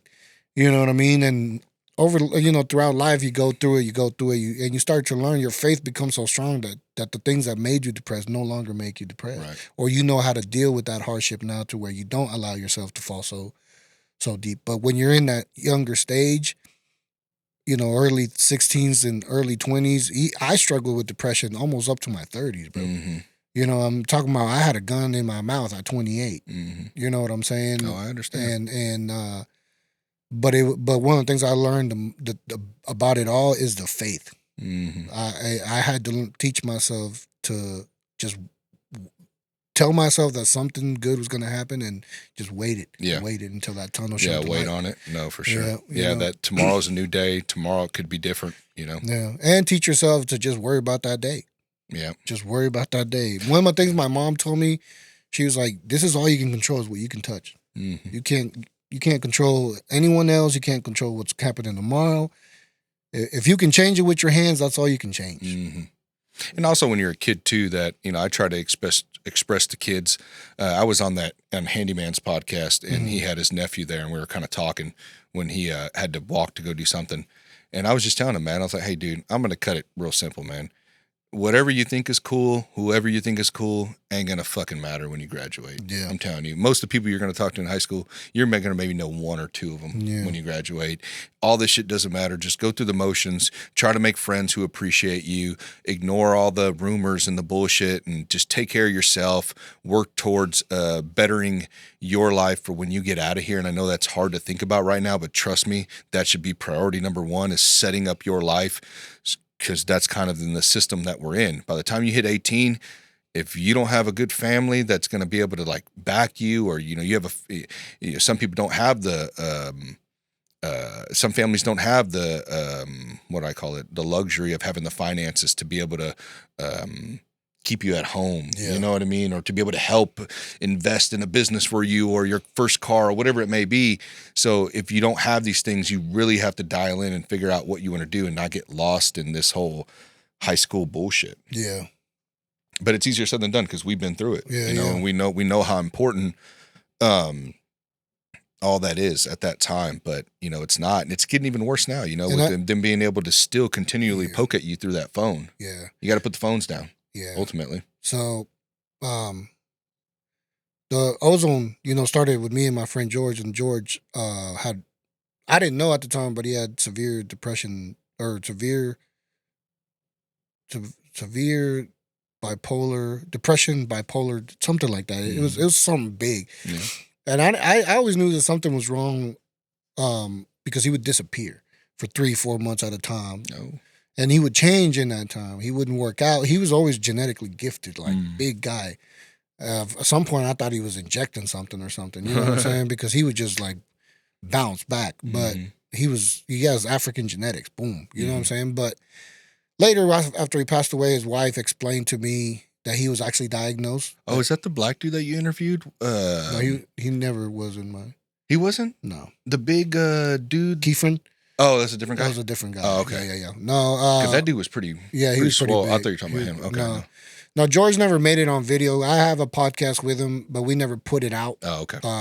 But from the sounds of what I hear, it sounds like he lost his life to mental health. You know what I mean? And one of the reasons he was one of my best friends was because he helped me through that stage that I was talking to you about. He was with me in all the studio nights and all the times that we didn't go out. We just drank at the house, or we smoked at the house just to vent. That's how we got the concept of the podcast, and the mental health was always a thing. And one of the reasons why I'm so passionate about testimonies is because I feel like the more I can pump out positive testimonies, the more that I can catch kids that are going through, or anyone that's going through that sort of darkness and can't see the light. You know what I mean? Because I feel like there's just not enough of it out there. Right. To be honest with you, it's more negative. It's more, you know what I'm saying? It's the viral shit isn't the most rightful shit all the time. It's It's usually always trash. The most shallow things, you know, because it's easy to consume. Yeah. And but yeah, man. I appreciate you, bro. Thank you, man. Let's take a shot before we leave. Let's take a shot. I want to thank my girl for being the production supervisor today. She's back here. She don't like being on camera, but she had a lot of questions, but she's afraid to ask. Oh, no. Go ahead. Shoot me with questions. I like questions, man. I don't get asked enough questions. I've been trying to give her a mic, but she's not ready for it. She don't even post. Does one question come to mind right now after you having to endure this 2.5 hour conversation? You're like, don't put me on the spot. Right. She go through the text. She sent me some text, but there you go. I like questions. I don't get asked questions enough. Usually I have to keep the conversation afloat, so it's nice being a guest. You did a good job. One of the questions was, if you take jobs away, what opportunities do immigrants have, to try to become a good citizen? Oh, if we take jobs, like if we go after the business owners that are employing them, well, naturally, what would happen? Repeat the question. Oh, you're saying that what jobs would illegal immigrants have if we were to go after the business owners instead of deporting them? They would self-deport. Well, when I say that, it's not to It's to get them to go back and to come back over with this is immigration reform that we discussed. So that's what would be the hope, so they could go in through the right way and be able to get these jobs and without being taken advantage of for their cheap pay. That would be the goal. Instead of trying to go out and play cowboy and wrangle them up, and then then you're on video, tackling some dude. You know what I mean? Like the ICE agents are. It's like it. And I'm not saying they all do that. That's just the like we said, the videos that go viral. Yeah. But it would alleviate that that conflict and the like kind of the quote unquote wrongful arrests. I think it'd be a cheaper way to do it. And honestly, I think those are the people who are exploiting them. So it's go after them, not the people themselves, because they're just trying to find a job and work to provide for their family. But, we this is the problem with this whole conversation. It's not necessarily a problem. This happens in conversation. We discuss so many different ways to fix it. It depends on which route we go. Because if we get these team of economists and they say that, okay, we'll shut the borders down and just give everybody here citizenship, pathway to citizenship. Now we're done. No more influx, done. Then you won't have to do that because now everyone has papers and they're able to fight for the right wages so they can live. So just depends on the route we go, really. But yeah.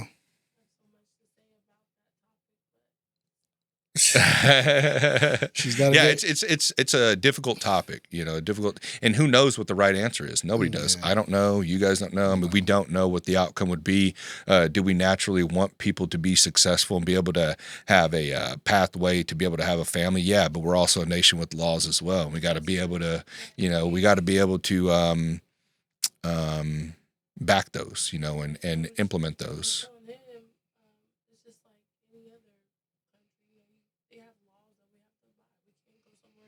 Right.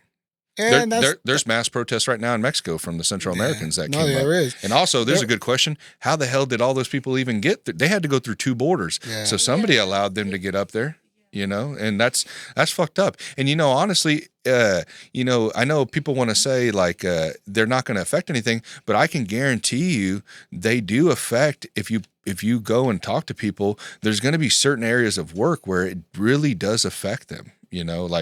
People who are already natural-born citizens. There's a lot of problems in Mexico right now with people that are camping out and and because they're stuck. Yeah, they're stuck, and they don't have the luxury of America of being put in 5-star hotels like we were paying for. There was a lady that went viral because she was complaining about the rice and beans that they were giving her. Really? Like the Mexican citizens were giving them food and they were giving complaining? them food, and the lady was complaining about the beans. And Mexico, you can't talk about the beans. Yeah, you ain't lying. You cannot talk about the beans, bro. That's probably what started the protest. They're like, get your ass out there if you don't like protein or you don't beans. like the beans, bro. Chill out. That's wild, man. Yeah, I know, man. And that's another thing that we're dealing with right now, bro. Is just honestly a nation of like, give me, and cherry pick what I want, and if you don't like it, you're against me, so fuck you. And it's like, what? Yeah. Like we got it. We live in a whole nation of so many different people. We have to be able to accommodate everybody, like we can't just, because you don't like it, all of a sudden it's not okay, and it's like, and stop with this whole no one's born illegal, and stop with this whole fascism stuff and this racism stuff. There are always going to be people that are racist. There's always going to be people that abuse and do all these things that are not good. But to say to make everybody out like that as if they don't support you is insane. I mean, we need to have a rational discussion on this topic and to be able to come to terms and like a. And a lot of the problem with these conversations is also that they're coming. The people that like you who can explain it the best. Oh, calm down, man. I'm not the best. Well, not the best. Don't put me on that pedestal. No, I'm not saying, but like you made. I appreciate that, but you bring enough points for me to understand to understand more, right? And I agree with a lot of it. I get your point. Yeah. I get it. But I also understand English. But you know most what I'm saying? Of these, there's not a lot of people like you. Yeah. Who could say this in Spanish? Right. And that's where the conflict from a person like my mom. she would look at you like, what the fuck? You're Mexican. First of all, you're Mexican. You know what I'm saying? She would probably question it at first. But if she found out, that's what I'm saying. It's like there's got to be more people that could translate that into Spanish and but I don't think it's them that we have to explain it to. It's like you said, the first, second generation that's just being just completely fucking crazy right now with no, and I'm not saying all of them. I'll never be the one to say all of them, but there's just a lot of them out there that are getting duped and, becoming this kind of bleeding heart, to where they're not thinking rationally on this topic.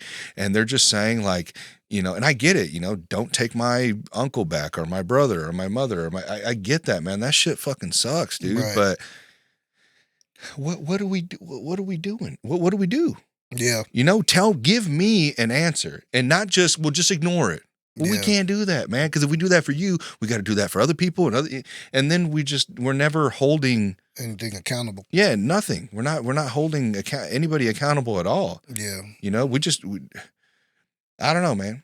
I don't know how else to explain this to people without them rolling their eyes and thinking I'm some sort of self-hating Mexican or Trump loyalist or whatever the fuck they want to label me, man. So I'm the kid that didn't choose to come. Mm-hmm.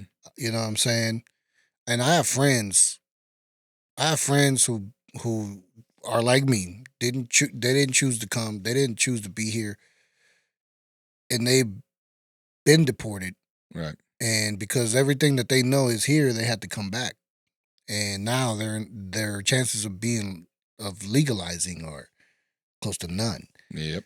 You know what I'm saying? And when I think about this immigration issue and I think about where I'm going to stand and how I need to understand this side versus that side, it's a very thin place to sit. There's no good and I can't do good. And you know what I'm saying? Like I can't do good regardless of where I choose because a part of me is split.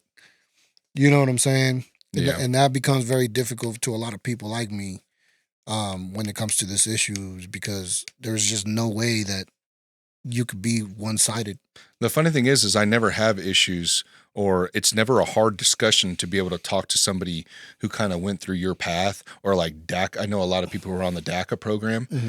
Usually it's a pretty easy conversation and they understand, you know what I mean?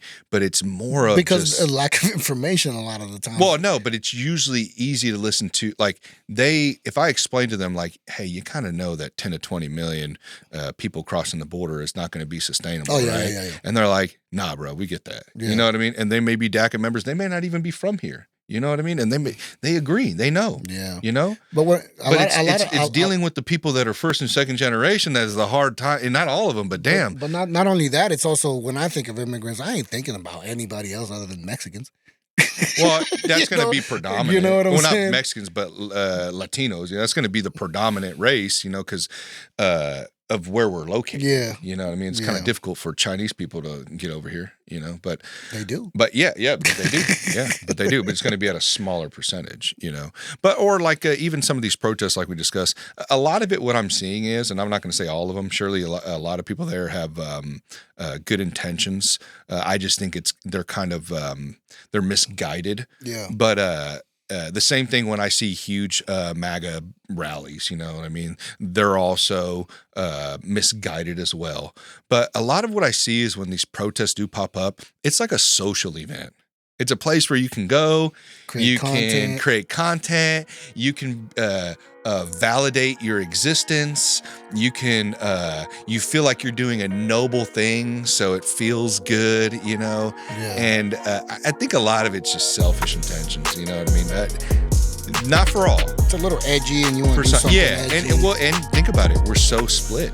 Yeah. We're so divided as people, or so isolated as people that we stick in our houses and everything's online. Everything's online gaming, online on your phone. You don't really get out as much. So when you hear there's a huge protest and it's all these people that you like, you go to it. You go join the environment. Even if you don't know much about it, or even if it doesn't make as much sense. You go, you become part of the environment, whatever that tone is. Well, there's an energy. There's an energy with all those people you feel. And it becomes like a crowd mentality, and And you can look cool. I mean, look at that fucking video of them at the Union Station doing fucking donuts in the, or no, I don't think they were doing donuts. I think they were just in their cars with all their flags and stuff and just singing or saying fuck Donald Trump, you know, and it's all these people and everyone has their phone out. Yeah. Everybody. So it's kind of like a social status thing. It's like, oh yeah, I was there, that was me. You know, I'm cool. You know, I'm edgy. Which I get. When I was that age, I was probably doing dumb shit like that too. Yeah. So. And that, yeah, man. Oh, that's what I'm trying to say. Parents, watch your kids. That's watch the your biggest kids, one. and also know where they're at. If you're out there representing immigrants, bro, have some responsibility. Yeah. There's people's parents that are depending on us who can be out there representing them. They're depending on us to represent them well. Like, do it for them. You know what I'm saying? And the other side, be more compassionate. Exactly. You know, and somewhere on the lines we can figure out an answer. So yeah, I appreciate it, man. I appreciate do. It's been fun, dude. Likewise, bro. Yeah. Thank you for coming. Cheers to Bring About Podcast and Ozone Lair.